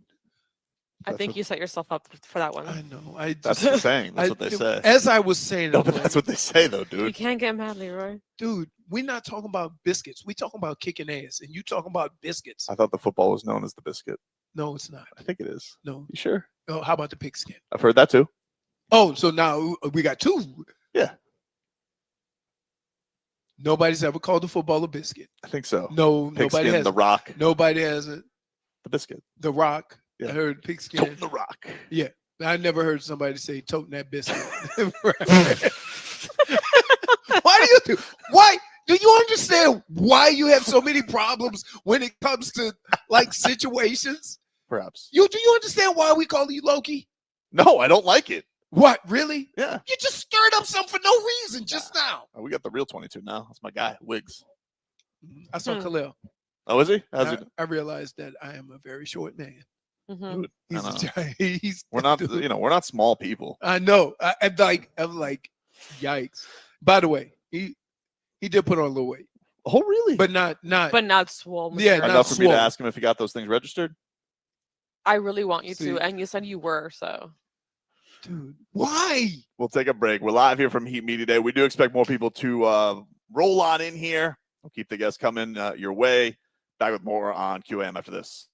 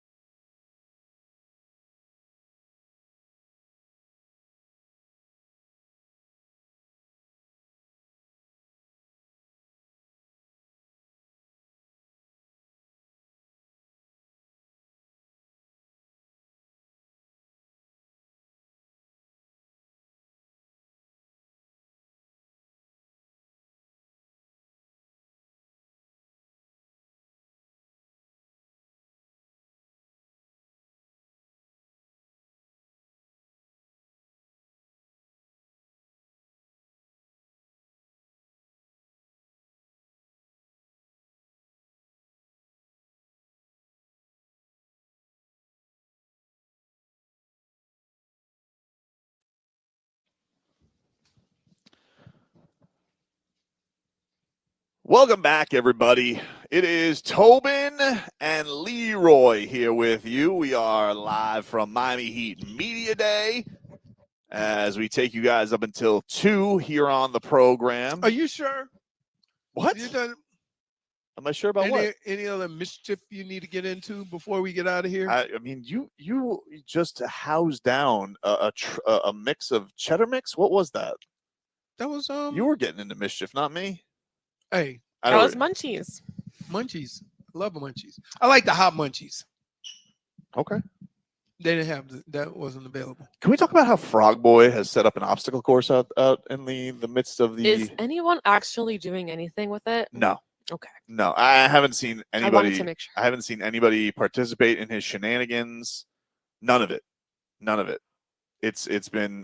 You want to take like? Can we here? I'll put the streaming out on my phone, JFig. If you can go For sure. show the people what this idiot is up to. Have you seen how he decorated the room too?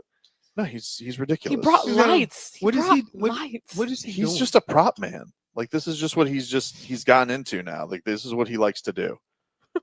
Look, the only thing people care about. Have you played dominoes with Bam yet? He's actually on the podium right Nah, now. I don't think I'm gonna do it I this think that's year. recorded. Or you know what? Yeah, that's right. But I think I will be talking trash to him if he come on through. But if I go in the hallway, y'all hear some screaming or something, I'm not a coward. Ain't no shame in my game. Just enter that studio, JFig. You should be good to show people. I just referred to him as Idiot Frog Boy. Okay. But you can go show the people what this guy is up to. He's like set up an obstacle course like with props, and I don't think anybody wants to do that today. But he feels in some type of way like that he wants that to happen. All right, follow me, guys. Jennifer is walking out into the hallway right now. I see Frog Boy there. Say hi. He's, Say hi. You're actually live right now.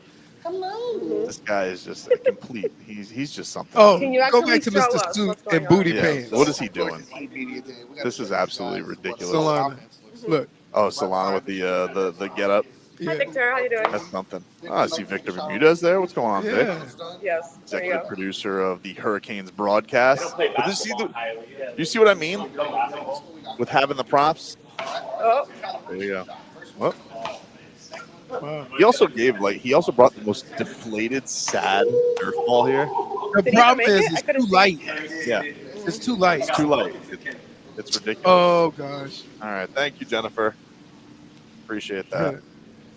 Walking our way back into the studio, but yeah, you can see like he's like, hey, how can I make this about me? Oh no, he's got lights. Look.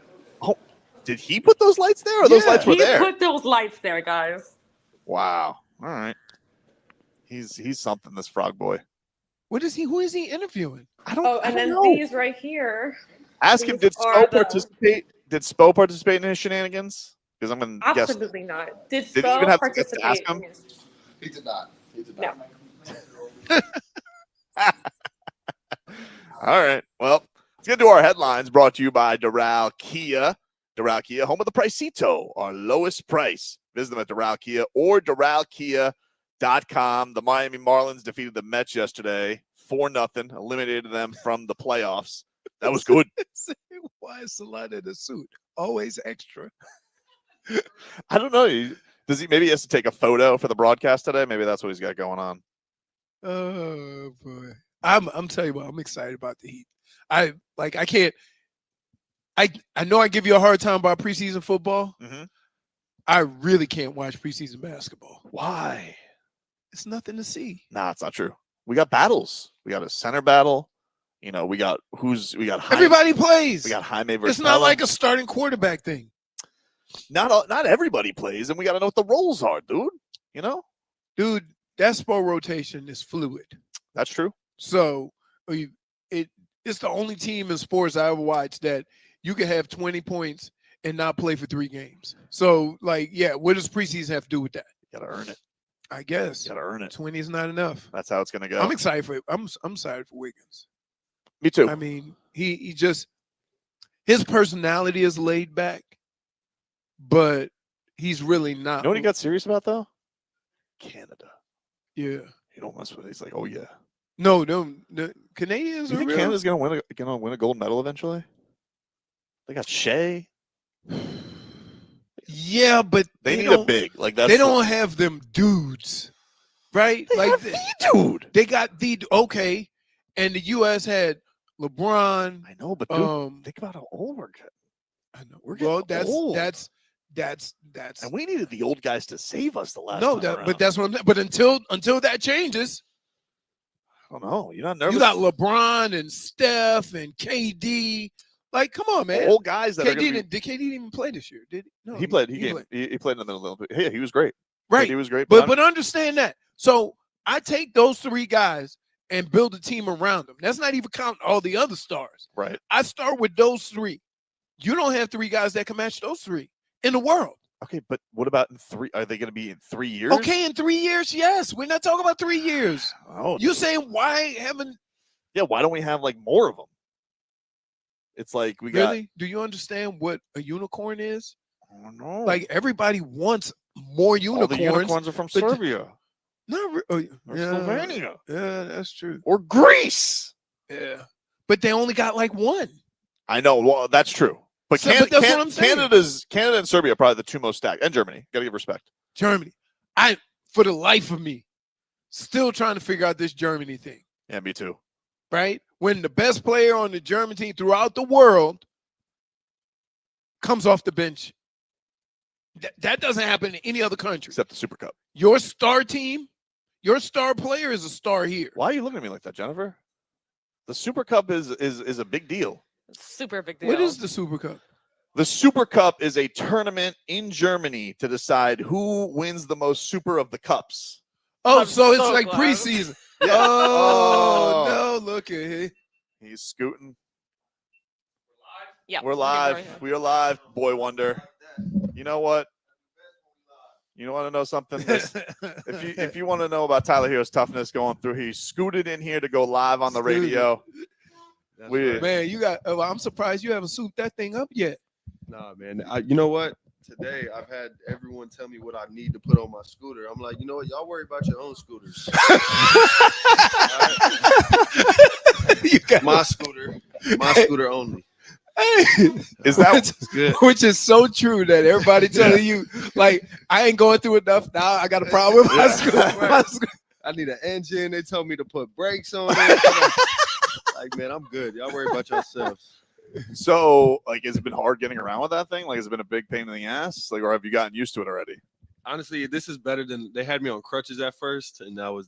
Yeah, your arms got. Yeah, so This was like 1 or 2 days after surgery. I got the scooter, and I've been rocking on the scooter since. So, you give us like the sense of this, man. So, people said this was. I guess you tried to avoid the surgery. So, like, when did you finally be like, all right, we gotta do it to get right? Like, what was that whole process like for you? Yeah, it was Do me a favor, tilt that long mic process. towards there. Can you hear me? Yeah, perfect. There you go, Tyler. No, it was a weird long process. It happened in July. So I was born with like a little bone, I guess the doctor said that not everyone is born with. It's like a little microchip bone in the back of my ankle. And I've had it my whole life. It hasn't been an issue, but I guess over time with wear and tear, it can be bothered. So I guess it snapped off a little bit. Mm. And with the MRIs, you can't actually see the bone behind there if it's like snapped or moved. So that was like the whole weight up, because on the MRIs and everything, there was nothing that was showing up. But I was feeling a crazy pinch in my foot. So the pinch and then the MRIs weren't lining up. So it was just a matter of like time to see if it got better. And it just never got better. You know, it did 3 different shots of 2 PRPs in the cortisone. Nothing really improved it. And then I tried to ramp up and like work out on the court right before, probably last week before I got the surgery. And I couldn't do it. So that's how it happens with the hamate. Told you got all them bones in your feet and hands. Mm-hmm. They got to do either a special X-ray, yeah, or something to just see what's going on. They did everything they could, and like the bone, it looked like it was good. Like, and then once they got in there, they seen that the bone was like hanging. It was just hanging there. So every time I would try to get to my toes, I was feeling like a sharp pinch. Right. And like I said, I couldn't play through it. I tried to, I couldn't. And were you able to? But the thing about it, you were probably able to still move. Yeah, like it wasn't stopping. You just felt that. Yeah, right, like, which is weird. Like it was just a weird feeling. Like I was walking and I could run, and we were doing different things, but it was like this certain angle, bro. I couldn't get to my toes in this angle, and I can already get to my toes in the angle now. So that's how I know it was they took the bone out. It was a tiny bone. They took it out. And, dude, that's not tiny. You save it? Yeah, I got it. It's like a mini like shark tooth. It was crazy. And so it's it'll be good. The beauty of it is they didn't have to repair anything. They just took something out. So it's just a matter of my time or my skin healing and the incisions just calming down. And Okay. I'll be ready to go. I was curious about this, Tyler, because you stepped up a big way leadership wise last year with everything that went on. You took Kel'el under your wing a little bit, but how much have you felt growth in that of like, hey, you're 25, but you're a vet. Like this is, you and Bam kind of the figures. We talked to Goran about this summer that he expects you guys to even go in a bigger fashion just because it's going to be a lot cleaner. It feels like this year, but from your standpoint, how much have you felt that, I guess, growth of a leader on the team? Yeah. I mean, last year for sure, I felt it a lot as everything kind of played out. And then, this summer, my goal was, to really try to improve my leadership skills, being more vocal, and being able to just, communicate differently, talk to my teammates, coaches. And I think this happened for a reason because now I'm not on the court. I have to use my voice and talk and be around the guys even when I'm not playing. So that's the challenge for me in these next 8 to 10 weeks is just being as vocal as possible, being around the team as much as possible, even though I'm hurt. And then I'll hit the ground running. But I just want to be around and continue to lead and do things like that, and everything will take care of itself. With all of the new guys and everybody getting situated, it seems like now you're getting to the point where y'all have a group of guys who you might be with for a couple of years and be consistent with. That seems to have been, one of the issues in the past is that you couldn't really build that bond because you weren't together. But it seems like now you have a group of guys with the additions, with the guys that are no longer here, that now you have the same group of guys that y'all maybe go on a little run or something.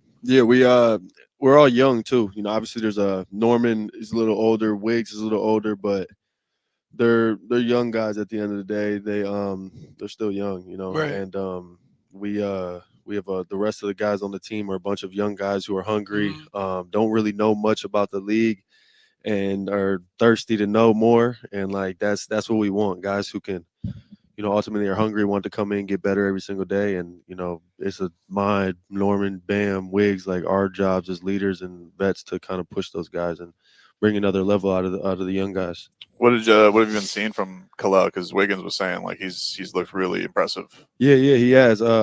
Just I feel like his energy and effort has been really high. Ever since coming back from summer league, he's really been focused on just his conditioning and getting right and ready for the season. I think Kel'el will have a really big year. You give him the old, hey, you got the first spoke call out publicly? Yeah, I seen that in the summer. I definitely seen that. It was crazy. I actually was working with him an entire week, and then this happened. So we were working out and Kel'el was at the workout when this happened. It was at Miami Dade College in Kendall. We were working out, and then unfortunately I haven't worked out since. So I'm just chilling now. How fired up were you that your Packers got Micah Parsons this year? I was definitely fired up. We looked good the first 2 weeks, and how unfired are you up when the Browns beat you? Yeah, that was. I'm like, how do we beat the two best teams in the NFC, and then we lose to the Browns? Hey man, it's football. Browns ain't bad either. They have a great defense. They can't score. Can't score the ball, but they'll be all right. Yeah, it's that is football. There's I don't know how with the injury it will affect this, but you're pretty damn close to passing LeBron all time for franchise scoring. What would that mean to you to be? I mean, you'd be top 4 at that point. You and Bam are heading towards some pretty impressive marks. Yeah, I need to get healthy. Yes. Then we'll figure it out. But I seen that last year, so I like that for sure. I want to be up there for sure. I gotta be around for a little bit longer, be healthy, and then I'll be up there. Do you feel from your standpoint Are you worried at all about like jumping in there with Norm? Like you make this big acquisition for you guys, and obviously everybody wants to see what you guys can do as two of the most like potent scorers in the league. Is there anything that you have in your mind of like how to speed up that process? I know you kind of had this a little bit with Terry where you had to do that. Like, what's that process you think going to be like? I think it's going to be easy, honestly. I think the way Norm plays, like he's played with other really good players before, and he also is really good off the ball. Most really good players are good on the ball, not off the ball. And he's like myself, we both can play on and off the ball. I think that's going to make a huge difference. Norm's catch and goes, like when he catches it out of closeouts, he's really tough to guard. So I think that'll be important, just being able to balance who has the ball in their hands and who doesn't, and just sharing the ball, playing the right way, which Norman does all the time. So I know you're much more fashionable than me, but why did you let that person trick you into bleaching your eyebrows, dude? Like, I don't. That was such a sneaky move on that. I saw the YouTube video of that. She's like, "Oh no, you're gonna love it, dude." Yeah. Like, I promise. Like, did you have to be polite afterwards when you bleached the eyebrows, or did you actually dig the look? I was actually in London for a Nike commercial that's going to come out in the next month or so. So y'all see the commercial, but it was she caught me off guard. She just was like, "Yeah, they want you to bleach your hair." So I'm like, "All right, I'm not doing that." So it's like, "Well, we got to do your eyebrows or something." So I was like, "All right, let's do it. Let's see what it looks like." She did it. I thought it didn't look too bad. I'll tell you. We were all confused though. You don't like it? Hey man, I'll tell you. I text Mike Lisak before. I said, "Hey, I'm not going crazy over this here." How it goes. For a commercial, just so y'all know. There's a couple things that guys don't do. We don't mess with eyebrows. You could bleach everything else over your body, but we ain't going that far when we touching eyebrows. When a dude come and he got his eyebrows done, he get a funny look. I'm just saying. Like, hold on, come on. You say, what did hey, and then he call over. Hey, y'all see what Tyler did? Like, no, we don't touch our eyebrows. That's like, I hear you. Yeah, Listen, you're gonna take swings that we don't take. Like, right. You and D Wade are gonna step into like fashion boxes that others just won't. And I think you'll probably be like, "All right, I'm gonna give that a ride." She was like, "Most people won't do this, but I feel like you'll actually like it." So I was like, "Let's try it." And I liked it. Well, I might bring it back just for the first. No, you ain't gonna bring it back. Or No, first night you back. can't bring it back before you play, right? Because they're gonna say he ain't have nothing to do. He went on the bleach thing again. He bored. I need something to do with my time. That please don't make that. Do the kiddos like the scooter? Are they trying to mess around with it? Yeah, my daughter's she's taking care of me. She's trying to figure out what's going on, and told her dad had to get surgery, and she's pretending to be like the doctor and all this other stuff. So it's all right. Bringing the scooter around the house and hitting all the short angles and tight angles. So it's been fun at the house too. Well, we should be recovering, man. Can't wait to see you back on the court. Always appreciate it when you stop by. Thank you. We'll take a break from Miami Heat Media Day. Thanks to Tyler Herro. We'll take a break back after this.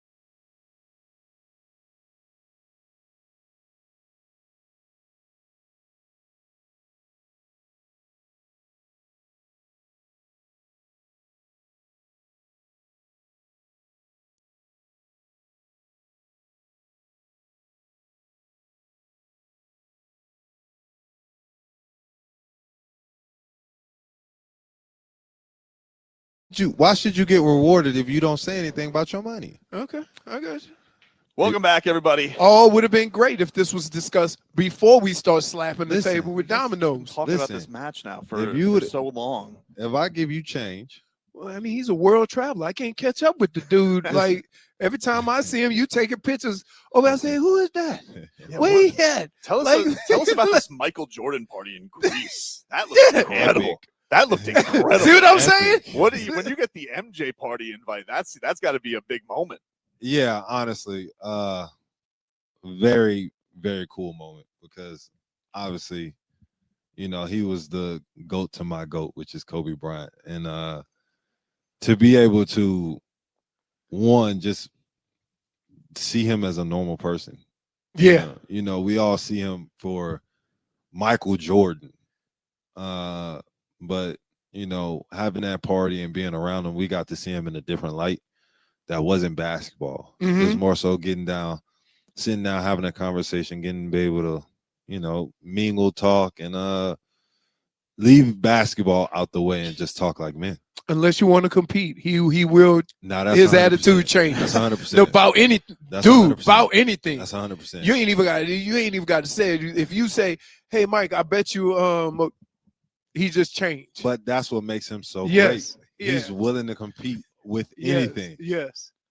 Bam. No defensive teams last year, man. Crazy. That's crazy. By the way. What was your reaction to that? I mean, we had a lot of turmoil and ups and downs, but I understand, you know, certain all-star factors. But when it comes to defense, we've had a top 10 defense in the last 6 years. Yeah. So my point is that didn't change. Right. Me being on the court and off the court defensively, you can see how the number spikes. So my thing is, what's the criteria at this point? Do y'all just get tired of voting for me at this point? Is it voters fatigue? Because there's no way if we have a top 10 defense that somebody else gets over me and their team doesn't make the playoffs or they're last in their conference. Like that, you're just voting for somebody because you're like, oh, well, like he's up and coming. And it's like, I get that, but if it isn't top 10 or better, then how do you technically put them? He ain't changing the game. It was weird hearing the whole national narrative on you because you basically had like 2 weird months around the rim where like you just couldn't get bunnies to drop. It was just strange. wouldn't fall. It wouldn't fall. And then we saw the 3-point element that you added, which you did take the jump like you said you would. So do you feel like I know the season wasn't up to your guys' standard. I'm just talking personally. Like, did you feel like it rounded into where you wanted it to, or do you feel like there are things that you want to get better on both ends, I guess, just as it comes to a whole? I mean, every season I want to be better at something. Obviously being more consistent from the 3. Everybody's obsessed with this at this point, which is hilarious. But also getting us to a top 5 defense. At that point, I'll be probably considered for first team all defense again, or you know, maybe DPOY. You know, the criteria moves a lot. Is that the most frustrating thing? Because, you know, other players in the league or people that know basketball can watch and see what you do, or when teams game plan for you defensively and try to get you into other situations that you thinking, everybody else in the league know they got to contend with me and I can't get voted for nothing. Like, why don't you just ask who's voting on this? And that's why I would much rather, you know, if it was up to me, like I love media votes, but I would also want the player votes. Because you're playing against them because guys. you're playing against me. And it's a lot of guys that's been in that box before. For me, man, it's just I think it's becoming a political thing at this point. Like now it's more so like who can talk themselves into DPOY or what team is winning right now. So we ain't gonna mention no name. What team is winning right now so we can ride that wave as media. Like that to me is not, that's not how you pick the DPOY, obviously. But it'll shift at some point.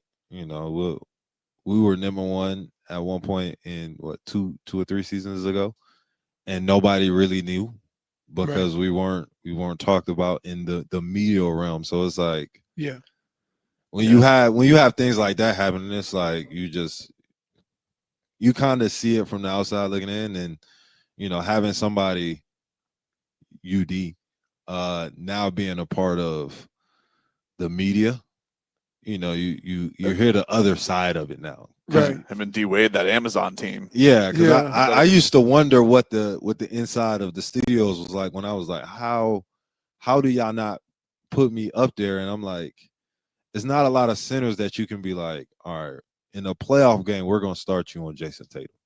Right. I don't know a lot of people that are gonna put their centers on Jason Tatum. That's just my take for things. I don't see a lot of people do it. But then also I can go from guarding Jason Tatum to guarding Nikola Jovic. Right. Mhm. Not a lot of people that versatile. You think that has to do with just, you know, the last couple of years not having the success that you had previously had, even though, like, without defense, it wouldn't even been that close. And they picking off all these players like, oh, they finished top 5 in the conference. We got to put somebody on there. Yeah, it's one of those things where it's like, we're our top 3, so we got to give them something. Yeah, and that I think that's unfair for a lot of people, because I'm like, if that's the case, you can just give anybody any like. Yeah. Well, I mean, you guys were the 1 seed they gave it to Marcus Smart for that year. You know.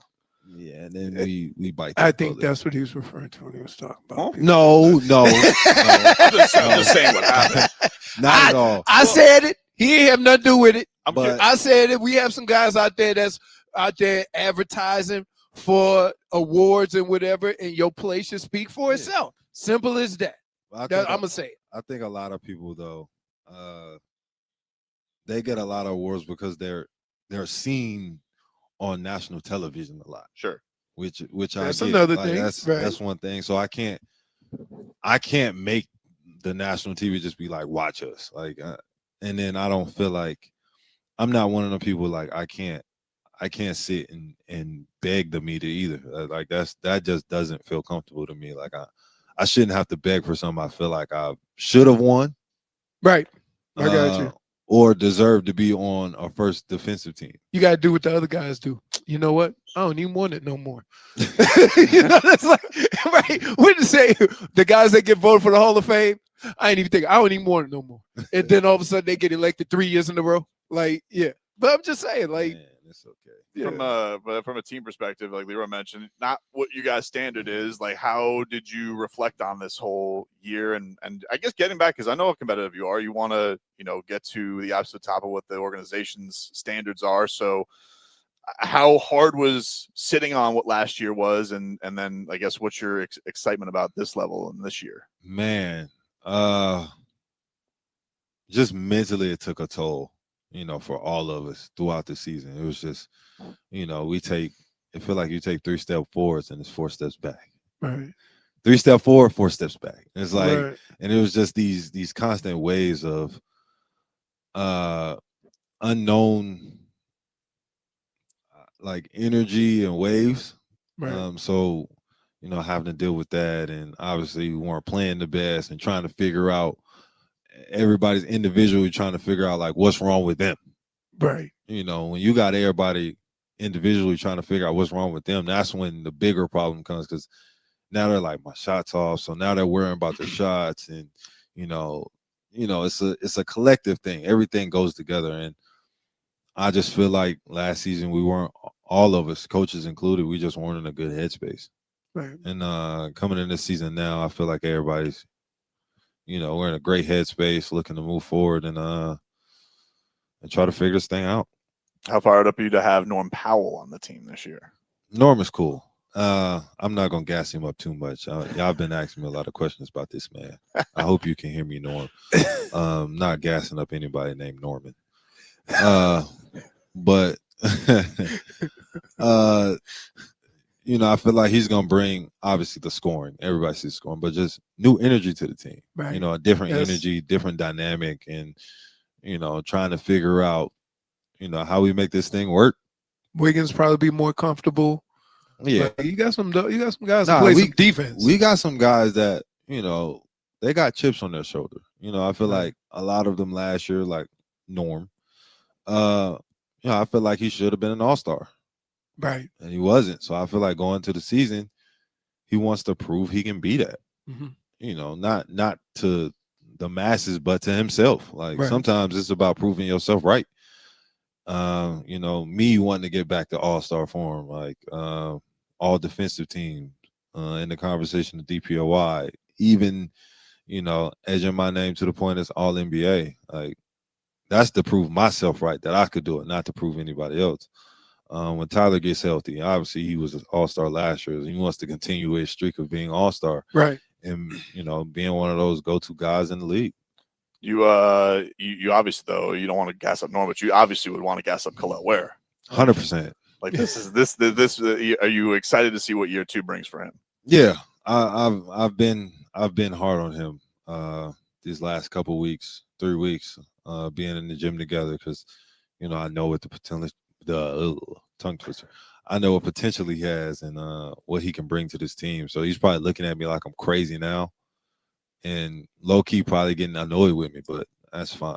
Like I'm okay with that, as long as he understands I'm doing it for the right reason and not just to fucking bother you. I'm doing it for the reason of you can help move this needle of this team. Did you feel like you handled the Spo call out okay? The Spo doesn't do the media thing in a while. So when he got that, I was like, oh, let's see how. And he had like that big game in the summer. So did you talk to him about that at all, or is that something that you feel like that's coming from a place of just improvement for him? It wasn't even about the, when all that was happening, and I lead differently. I text him on some just checking in, and I text him and be like, "Well, what's up, Kel'el?" And he was like, "Man, I know I got to do better, yada yada. Like I know I got to fix it." And I was like, "Bro, listen, it's not even about that. Like, but you've been hearing it for 48 hours at this point, to where like you automatically think whoever is associated with the team is texting you about that." Right. No, I'm literally just solely just checking. What's up? Yeah, What's like, up? it's a total different. Right. It's a total different thing, and that to me is how you bank equity with people. That's how you get them to get on the same wavelength as you. When you ain't piling on. You're not checking on them when stuff is wrong, right? And it's a whole bunch of chaos, and you're trying to add to the chaos. Right. You're trying to tell them, well, I think you should do this. Nah. You know what you did wrong because our coach wouldn't have said nothing. Right. So, like, the fact that I don't have to say anything about it because I know how you're going to play the next game.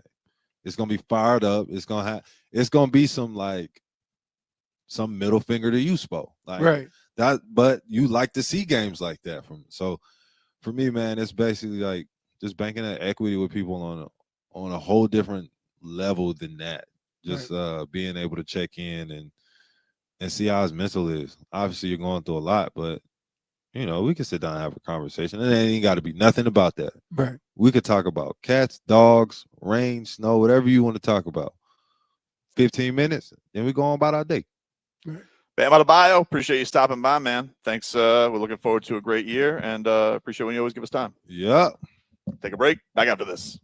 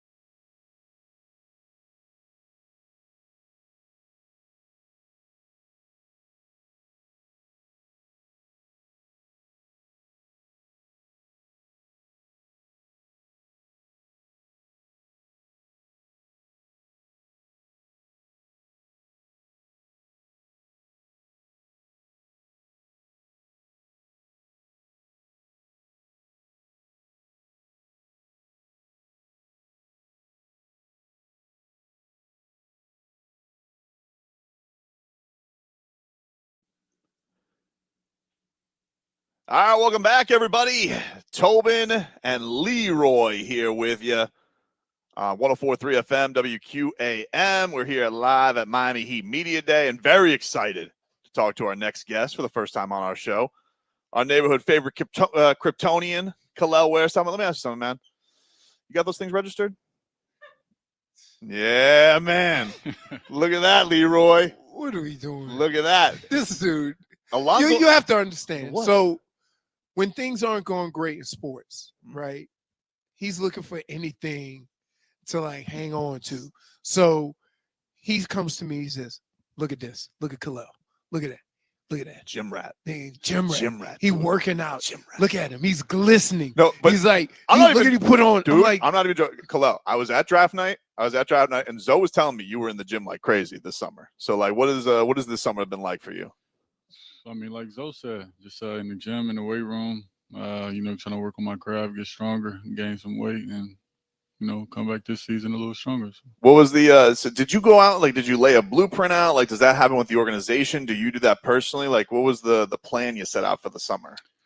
I mean, well, my main plan myself was to to get stronger. Spo, everybody on the staff, they already had a plan set out for me to also, get stronger, to get better at, certain things on the court, just attacking the ball, off the perimeter, putting the ball on the floor, being stronger in the paint with the ball. So, yeah. From this summer, though, like you had the whole thing with the Vegas Summer League with the, like, did you take that personally? Did you like that? We were talking to Bam a little bit about that. Like, it's kind of a welcome to the Heat moment when Spo's expecting more. You like, that should be a good thing. No, yeah, for sure. Yeah, I took it as motivation. Just to get better, to play better in the games that I was doing. Because I guess I was slacking a little bit. So yeah. I mean, like, you think it's always like, I don't know why everybody thinks like an athlete gets offended if they coach or somebody, yells at them or whatever, or gets on them about their play. Like, a lot of times it comes from a place of care. No, I mean, they're the coach for the reason. Right, so, right, yeah. right. Yeah, they know what they do. Right. So I wanted to ask you, because I remember Shaq saying it was easier to play against Yao Ming than it was some of the smaller guys. And so when you practice against everybody else on your team, so let's say when you work against Bam or somebody like that, is it more difficult, even though Bam's a great defender, that they're that much shorter than you? And then when you get to play some of the bigger guys, then you match up for them, you're better for it.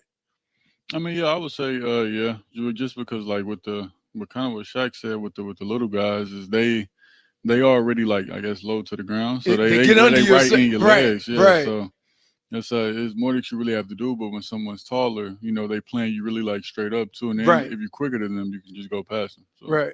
Who throws the best lobs on the team? Because I gotta tell you, man, when I watched you and Nico play, I was like, man, that's something. Like, are you surprised for somebody as big as Nico how good he is? Because you guys, even like your bounce passes to him, is amongst even the guards, is Nico the best lob thrower on the team?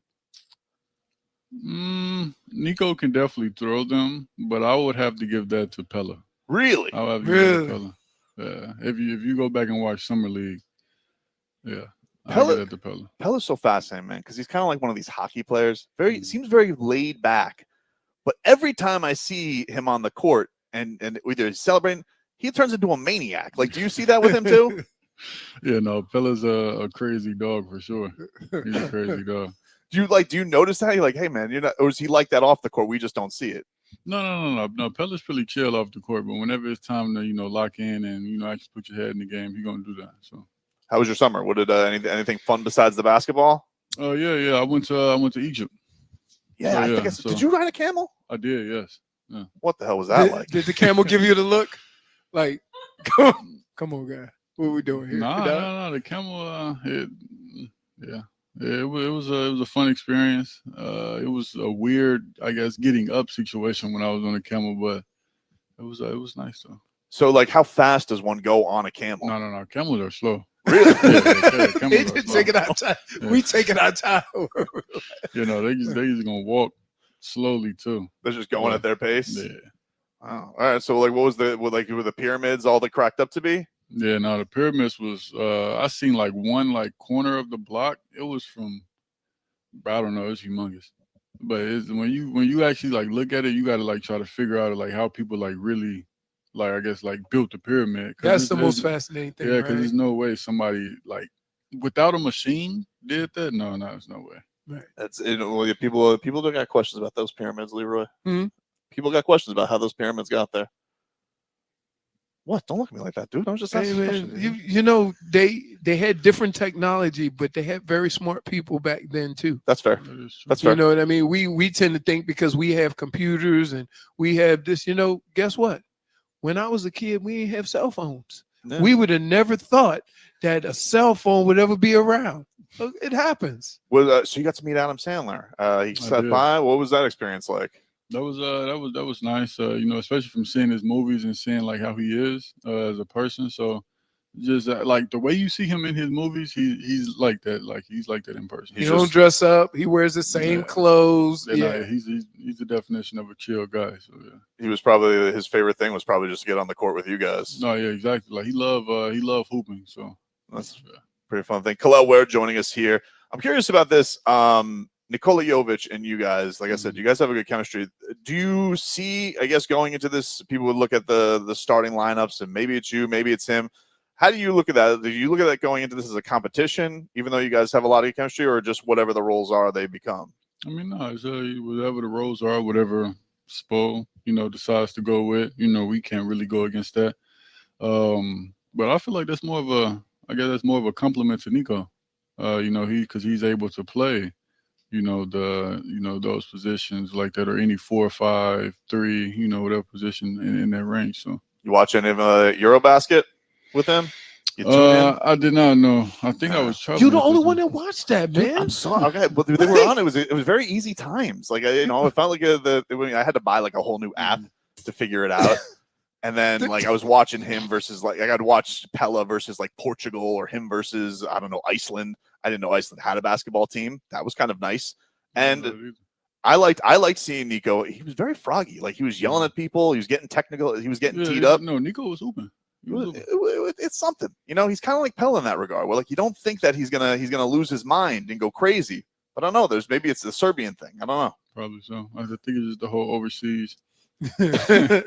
Kel'el, appreciate the time, man. Thanks for stopping by. Man. We're looking forward to this year, right? Yeah, appreciate you. All right, we'll take we got time to take a break, Dan, or do I got to keep rolling? You tell me what to do, dude. All right, we'll take a break. Back with more from Heat Media Day after this.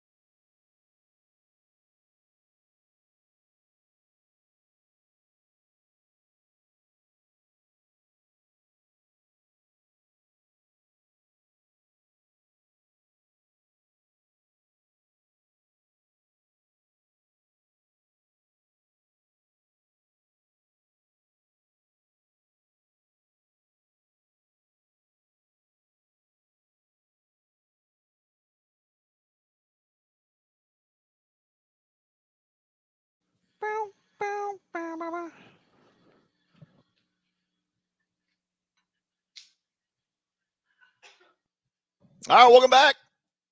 Tobin and Leroy here with you on FM 104.3 WQAM. We're live from Miami Heat Media Day.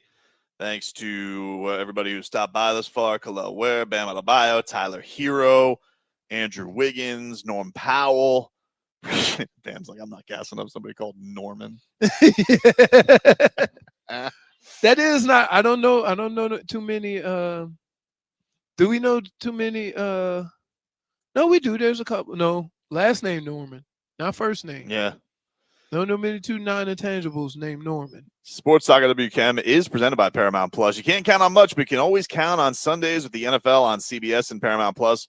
Watch your local NFL game live every Sunday, all season long. Visit ParamountPlus.com/NFL to get started today. As the Dolphins, they are going to be in action tonight. Little Monday Night Football. Let's get to the rest of our headlines. Brought to you by Doral Kia. Doral Kia, home of the Pricito, our lowest price. Visit us at Doral Kia or at DoralKia.com. And we got, of course, kickoff tonight at 7:15. Game Day Uncensored comes your way at 3. And the Fins will be wearing their rivalry uniforms tonight. Huh? Yeah. And so we will get that going at 3 p.m. from our studios. And I'm excited. I haven't done a Game Day Uncensored in studio. Oh, Keyshawn Johnson stopping by the program. What's going on, man? How are you, buddy? What's happening?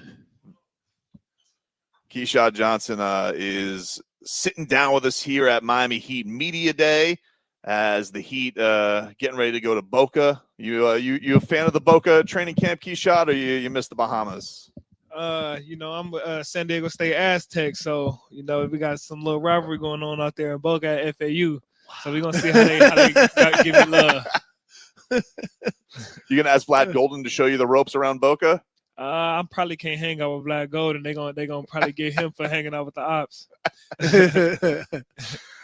Hey man, like you are tremendously entertaining, Keyshawn. Like I love watching every type of arsenal of dunk that you come out with.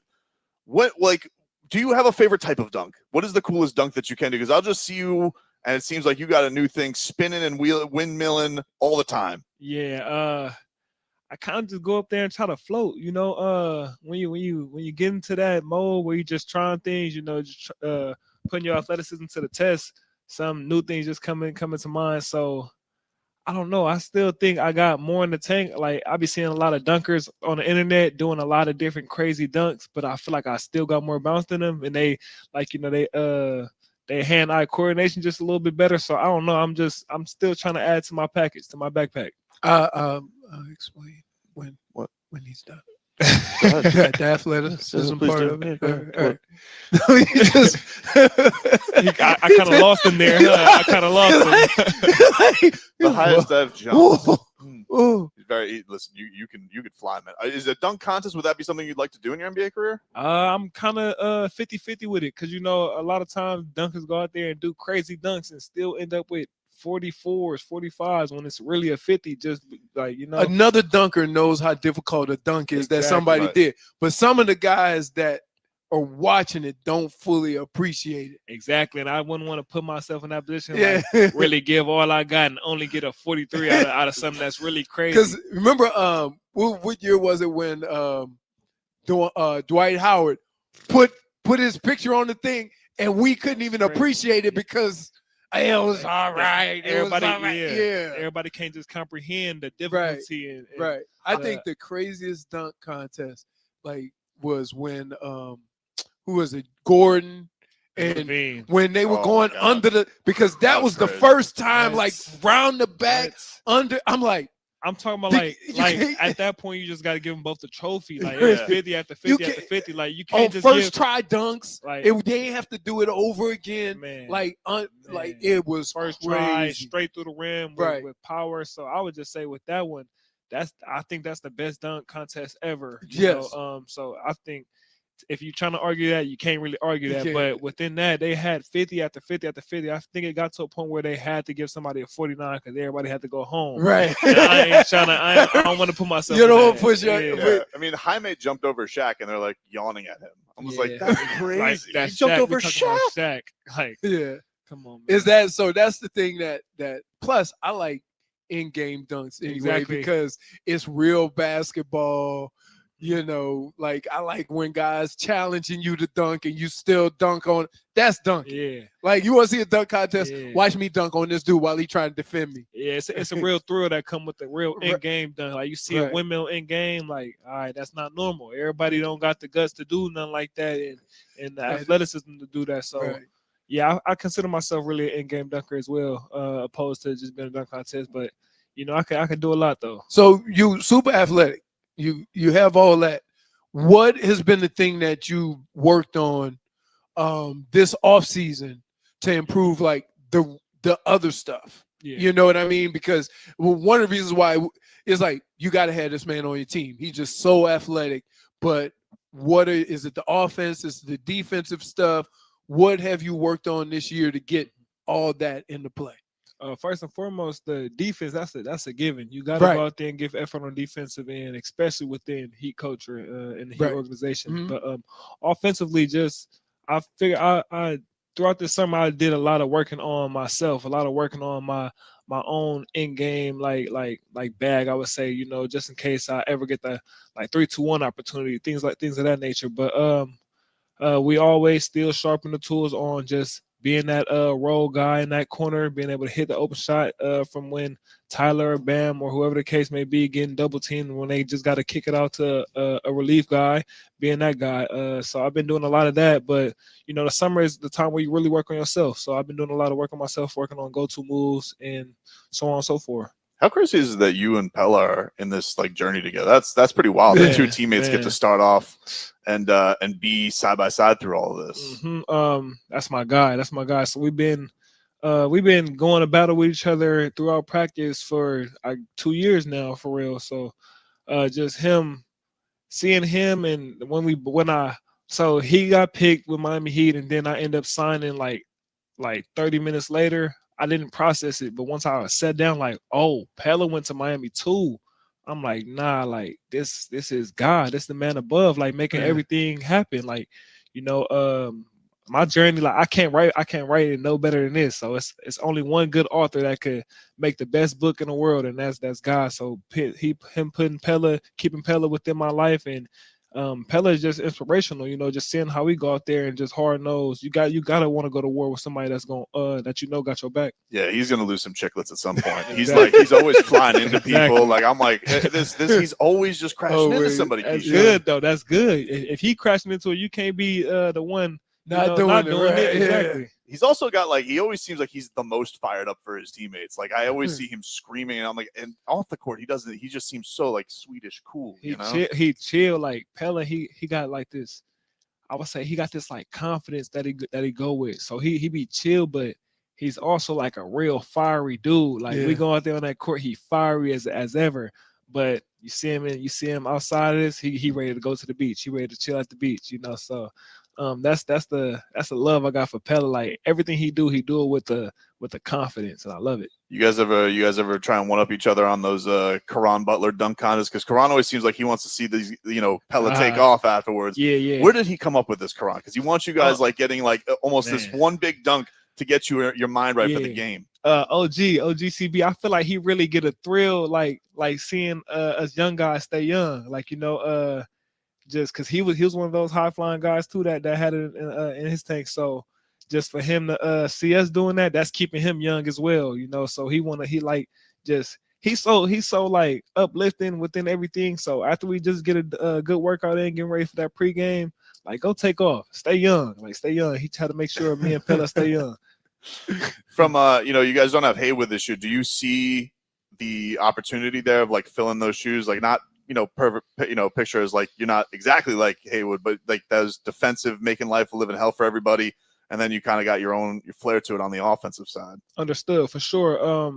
I feel like that's evident. You know, us losing Haywood and me being the next, I would say, runner up within that kind of frame of person that can impact the game. Yeah, I learned a lot from Haywood. I seen him compete amongst the best of everyone last year, and I seen him make like everyone life living hell, you know. So just really growing and watching that just from the bench and seeing how he compete. I feel like, okay, I could do that. I could do that even from the jump of just learning from him, seeing how he worked. Like I could do that. So I'm gonna try my best to fulfill and fulfill it to the utmost and surpass it if I can, if God willing. So I learned a lot from Haywood, and Haywood, his energy within everything was just a good dude. He was a good teammate, did whatever he needed to do, and I'm trying to do that as well. 2 more before we get chat here. Keyshawn Johnson joining us here at Miami Heat Media Day. I love during some of this, having 2 summers in a row, your family takes over the California Classic. Yeah. How many family and friends are they the only people who are allowed to go watch this? Because it feels like you have no, it seems like you're the only that are there to watch you. I don't know how many. Like sometimes the gym be closed, but they the only one that found their way in. I really don't know how they make it happen. I really don't know. But I would tell you, like when you come to Oakland, when you come to the Bay Area, like we come with a different type of love, a different type of support, and I feel like my family is a great example within that. You know, back in the day, we had Oracle in Oakland, and I feel like Oracle, everything was real authentic, like a real authentic love and fan base for the Warriors. Then they went over to San Francisco, and from what I hear about that, like, I don't think it's still Wine that same type of love. You little know? wine and cheese crowd now in San Francisco. Right. So I feel like my family, they bring that real authentic love, and that's just the area culture. Some people call it authentic. I played in Oakland. Yeah. With the Raiders, against exactly, the Raiders. Yeah. It ain't like that black hole out there, huh? Yeah, you know it. Did you follow them to Vegas? Did you stick with them, the Raiders? So all right, I'm gonna be honest with y'all. So I've been a Raiders fan my whole life, but I'm 24 years old, and past 24 years they kind of been making it hard for me to be a Raiders fan. So I'm gonna stick with them. I can't change up on them, but I'm gonna stick with them from a distance, if that makes sense. You know, I'm gonna always tap in, but man, they make it hard. Yeah. Well, how do you think the Dolphins fans feel? But y'all had y'all good years though. No, we still had our good years. The Raiders went to the Super Bowl more recent. Yeah, you're right. That's how it's been. You're right. I saw on Instagram. You watch this Love Island? Yeah. All right, man. What do we think of this season? What? So don't look at me like that. Yeah, so I got into that the past season. That was cool, just something to binge watch. I caught myself really really liking what was going on throughout the show. It was hypnotizing just seeing the drama and all of that. So that was cool. You throw on that Hulu, you watch that Love Island UK. They talk funny. Nah, I only this is my first time watching it this season, and that was kind of fun. I don't know if it's gonna be something I continue to do, but that was good to have during the summer and everything. But I don't know. I did not vote. I wasn't that far in. I wasn't that far in. We vote. We vote. We're voters. Did you have a favorite one? A favorite member? A favorite member. Oh, I feel like that's gonna cause too much controversy. So I'm gonna keep. No. Do tell. What is it? Do tell. So I like. I don't know. I start seeing people true colors as well too. So I kind of start getting off people. But I feel like the person that played the game the best. I would go with Chris played the game well. He played the game well. I feel like Pepe played the game well as well. But you know, still controversy. He's out here going for the basketball. I kind of know where they come from. You know, when Chris said I could be out there playing ball right now, I felt that. Like, you know, I felt that.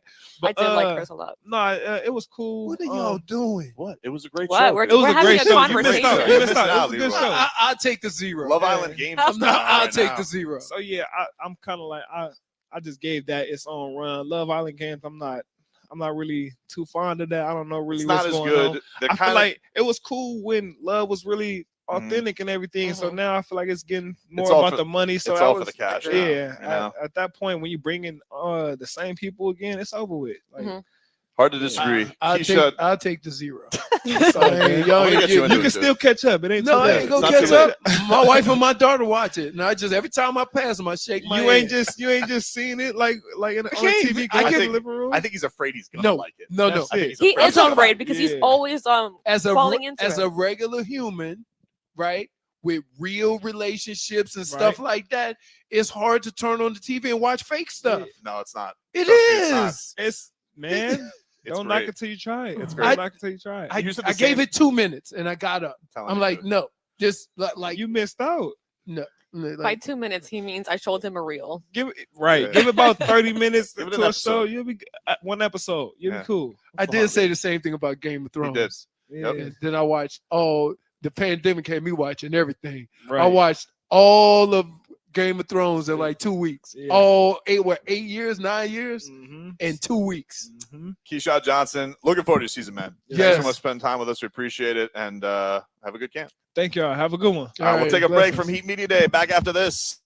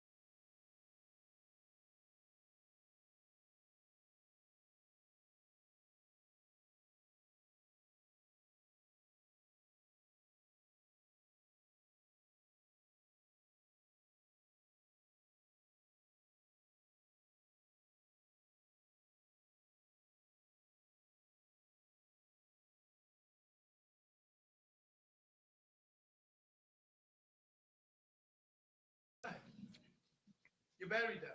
That's not what that means. That's not what that means. Stop acting like you know technology. I'm begging you. She said it first. That's not what that means. It just means it stopped recording. That's it. What did you say? It was on standby. That's all. You guys don't have to panic. If I would have I panicked. just said it was beeping. It did beep. Anyway, welcome back, everybody. Tobin and Leroy here with you on FM 104.3 WQAM. Hey, our sister station, Kiss Country, is bringing back Stars and Strings, featuring Hardy, Dierks Bentley, Dasha, Nate Smith, Zach Top, Hudson Westbrook, and a whole lot more. Live at the Hard Rock Live, Seminole Hard Rock Hotel and Casino in Hollywood. It is going to be on November 6th. If you guys want to win tickets, text the word STARS to 20357. Text STARS to 20357. If you guys want to buy tickets, go to starsandstrings.com. Stars and Strings supports Folds of Honor. For more info, go to WQAM.com. It's a text contest. Message and data rates apply. Don't text and drive. Leroy, don't do it. Don't do what? Text and drive. Don't eat wings and drive. Oh, no. That's multitasking right there. Ooh, might be Let me tell you something. If I had to go pick up food for family or whatever, 10%. If it's fries or wings or handheld items, like I ain't gonna mess with your cheeseburger or if you get, a pizza. I haven't tried a pizza. What? But they put it in a box. Look at him trying. He's too, already planning. It's it. too hot. That's why hot? The pizza. When you pick out the pizza, it's too hot. So the drive home is the cool down period. And I don't do sushi. So when I pick up my daughter sushi, I don't. It stays all 12 pieces, whatever, how much. But if you get some chicken wings or, if we get like, fries, right? Them fries, however long the trip home is going to have, Oh, they're not lasting. They're not lasting. They're not lasting. Especially if I go to Chick-fil-A. Chick-fil-A. Those don't travel well, right? No, the waffle fries, they travel great. Waffle fries travel pretty decent. Really? Here's what fries don't. Here's what fries don't. Here's what fries don't travel well. Five Guys, North South, because they use the real potatoes. They don't do them crispy. This dude's got a survival rate for French fries. They don't do the crisp. They do real fries, real potatoes. So they cut them and fry them. So they don't do them extra crispy. But like McDonald's, I think they could withstand nuclear warfare. Them things stay crispy and crunchy, and when you get them fresh. Yeah, but after like an hour or so. Yeah, but they ain't gonna. Obviously, they ain't gonna last an hour. But. No. Hey, what the hell happened to Skylar Thompson? He got jumped by the Peaky Blinders. Yeah. What the hell? First of all, it was at 3 a.m. Yeah, well, the the media is reporting it happened, but the police in Ireland are of saying, course, because they want the NFL to come back. Well, so they say we don't want players here thinking they can't get they gonna get jumped. I didn't know that. I didn't know that the hooligans were what hooligans everywhere. What you got there, Skylar Thompson? Give us your money. It's like they ain't even they got a backup. He ain't making good money. They don't know. They don't know. They probably thought he was Aaron Rodgers. Really? They probably thought they're like. Look at the headline: jumped and robbed. Jumped and robbed. Minor injuries. I was talking about this with Stunt Steve yesterday. Just how the quote graphics have gotten out of hand. Oh no! It's just like jumped and robbed. That's what it was. Just his face on it. It's you don't even know who it is. Nobody knows who that is. Nobody knows who that is. Nobody knows who that is. Skylar. I knew who it was. Well, yeah, we know. We've all been through the Skylar Thompson experience. You think they're like, we saw you have that good game in the preseason. Give us your wallet. like this backup wallet. This ain't a starter wallet. This is a backup. Sometimes on practice squad wallet. They give you some walking around cash for. Oh, you get do you get a per diem? Yeah, we used to get. You get a little per diem. Not much. I mean, we used to get per diem on a plane. It'd be like a couple $100. It wouldn't make it off the plane because we would just gamble. Right. It's crazy. Did you also see Cam Ward's reaction to being 0-4? I've said that before. Hey, they asked me one time, they said, could you hear the fans booing? I said, I boo my ass too. We were terrible. Cam Ward's quote after dropping to 0-4 just goes, we are ass. Yeah. It's hard to argue. But here's what people are glad you're being honest about it, but they also want to know what you're going to do to fix it, right? I don't know if they know that you're putting forth the most effort, you do the fans a favor by at least acknowledging that you understand, right? And so from that standpoint, it's going to ingratiate even more fans towards him as they go through the process of rebuilding that team. Because guess what?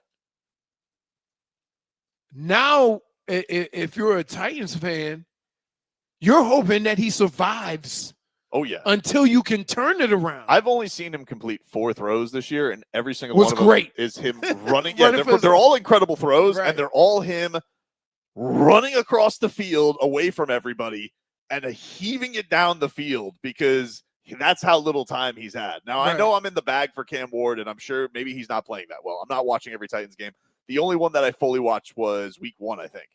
But every Cam Ward highlight I see is him running for his life and him heaving it down the field and having an incredible completion. So maybe he's stinking up the joint. I don't know. I'm just telling you that I'm thinking, look, this is typically what happens. You're supposed to go to the worst team. He's on the worst team. Sometimes you have great success stories like the Commanders or the Texans. Well, and sometimes you just go to a team that's ass. But here, here's what's different about that. When you look at Washington, they had started building long before Daniels got there, right? When you look at Houston, Houston had in the 2 years 3 or 4 or 5 first rounders where they got the number 1 pick and they had the number 5 pick that same year. So they got an offensive player of the year and a defensive player of the year in the same year. Okay, this isn't what the Titans are going through.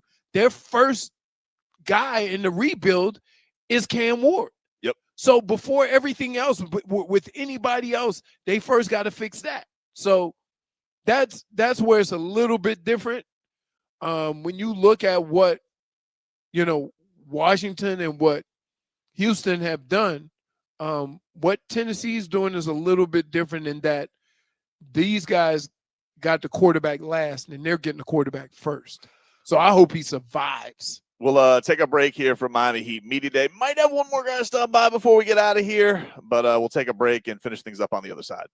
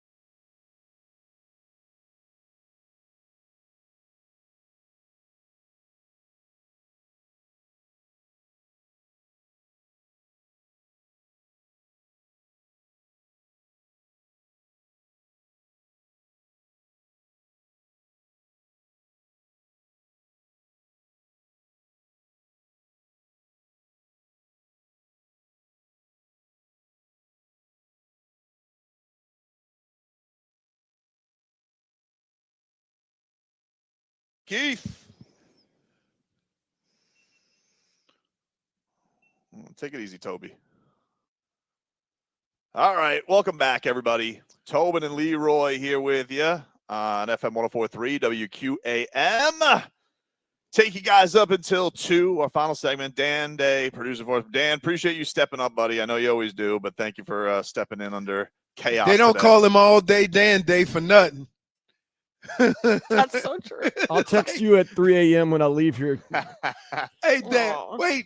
What is the first thing I say to Dan every time I see him? You're always here. Lynn's listening. Don't worry about that water running in the bathroom with the shower. Yeah, that's just having it in. He's got a locker where you can change clothes. It's been fun. We've had a great. We actually had some good conversations. Great time. Yeah, great time. We've had Kel'el. We've had Keyshawn Johnson was great. I loved having him on the show. He was fun, man. Yeah. Bam Adebayo, Tyler Herro, Norm Powell, Andrew Wiggins. It's been a fun day. Are you? What? Are you gonna lay off my guy? That's my guy. No, don't be phony. Wicks? Don't That's be a my phony, guy, dude. Don't be a phony. Friend of the show now. Don't be a phony. What's your I name? asked you. Until he hears your shenanigans. Yes.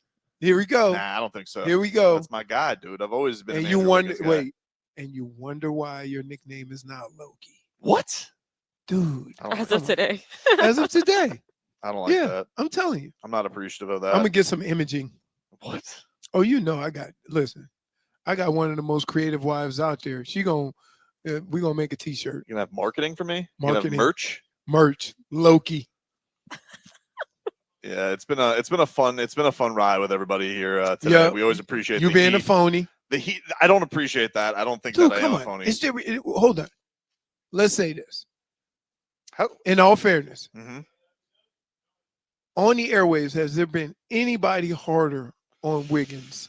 than Definitely you? not. Definitely not. I don't think that I've. Oh, look who is here! Wouldn't Look miss who out is. on It this wouldn't be a one. media day. It wouldn't be a media day if we. No. Dude, come on, No. man. Hey, he says, I said, hey, let's replay interview. He says, no. He said, yeah, I'm waiting on Jovic. We got it. It wouldn't be a complete media day if we didn't have Nikola Jovic stopping by the program, dude. By the way, appreciate ya. just to let you He's been know, waiting for this one. we fought all during the Euros because he bought a stream service I did. so he could watch. Yeah. With the court side? Oh, courtside, dude. I was watching court. Well, He listen, was giving me updates on random games all That's pretty hours loud. of the day. we had. This one's pretty loud. Yeah. Oh, I'm sorry. Okay. Can Don't worry. somehow. Well, let me. We got that. We'll situate the volume on, correctly. Oh, Boom. All right, perfect. Nikola Jovic sitting with us here at Miami. No, dude, the courtside was absolutely fantastic. It was a great app. I didn't know Iceland had a team. That was new to me. But you guys took on some hell of a matchups. How did you enjoy the European experience this summer? I know you've been Olympics and all this, but this one, I mean, you were a demon out there. I mean, it was nice. We did.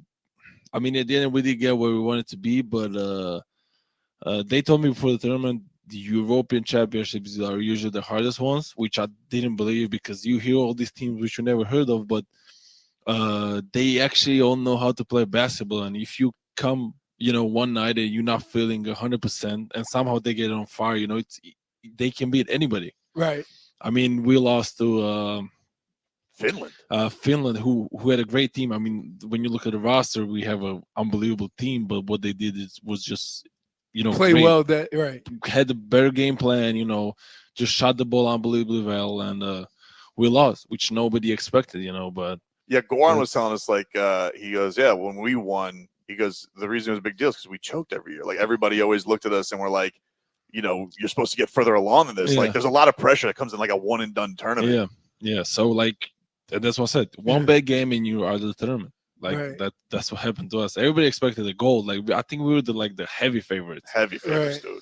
And that's just how it ended. But so as on top of the bat, did you give yourself a break afterwards? What was your process? Because that's obviously a busy summer. I mean, Not really. I worked out through the whole summer. Just because coming off the injury and stuff, I really wanted to look really good during Euros and kind of set the tone for when I come back that I can, play from the jump. And when we finished the Euros, I came back home.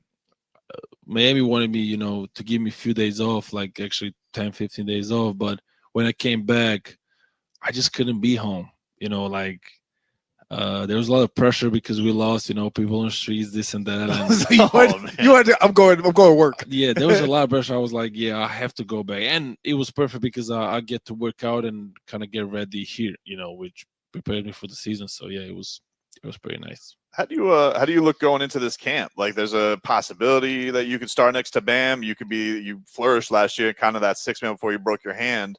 So are you putting a lot of worry on that? Is it a goal of yours to start out of the gate? What do you want out of this year? I mean, I want to start. I think I'm going into the camp, wanting to start. I'll fight for that spot. Did I play better last year off the bench? I did, and maybe it was easier for me, but right. The goal is to start. And the biggest goal for me is to finish the games. I feel like if you finish the game, that means coach really trusts you. But yeah, I'll give my best, and I'll make sure I try and be the starter for the start of the season. If not, I know I'll be a big threat of the bench. So I'm not really worried about that. It's more where I just want to fight for the spot. That's pretty amazing. When he said the pressure at home was so great, I went back to work. Yeah, that's crazy. Hey, you guys got some crazy fans over there. Yeah, I know, but that's how it is. Right. Like you go to a restaurant, like people just look at you like, oh, like failure. Or like someone will come to you like, what you guys did, is not really good. Like you're disrespecting our country. Like that's just stuff that it's not usual. Like I'm not trying to walk around and have someone. I don't know. There's a lot of also crazy people everywhere. I don't know what's. Yeah, I want to be safe. So. Did you show Spo the ropes over there? Did he enjoy his time in Serbia? I mean, him and Adam were there for I think 3 days. So there was the game, there was one practice. We went to dinner one night with my family. So it was pretty cool. I'm happy that my family finally met people who I spent the whole year with. Right. So right, okay. It was cool.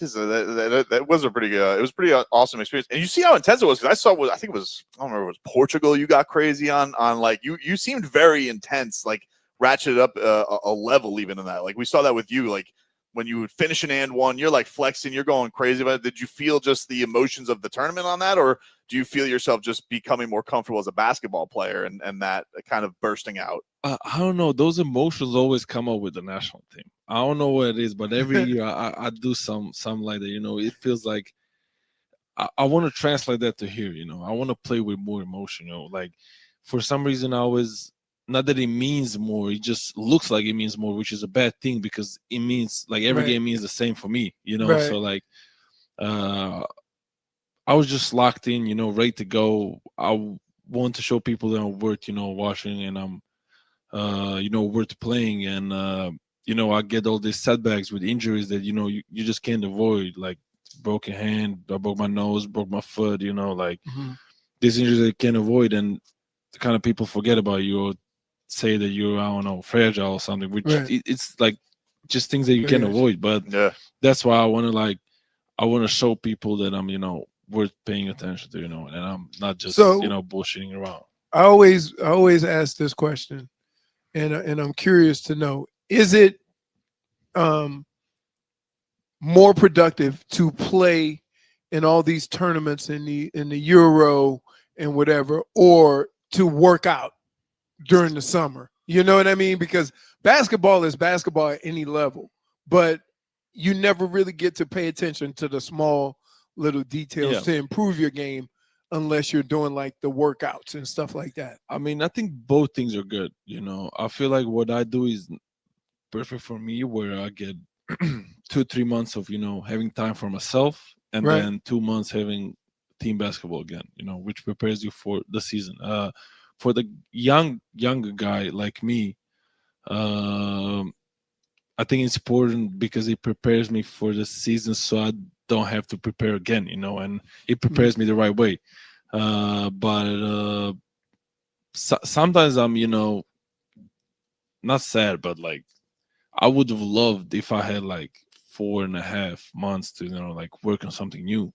Right. I'm not saying like a step back threes or like crazy fadeaways, but like bring something new to my game.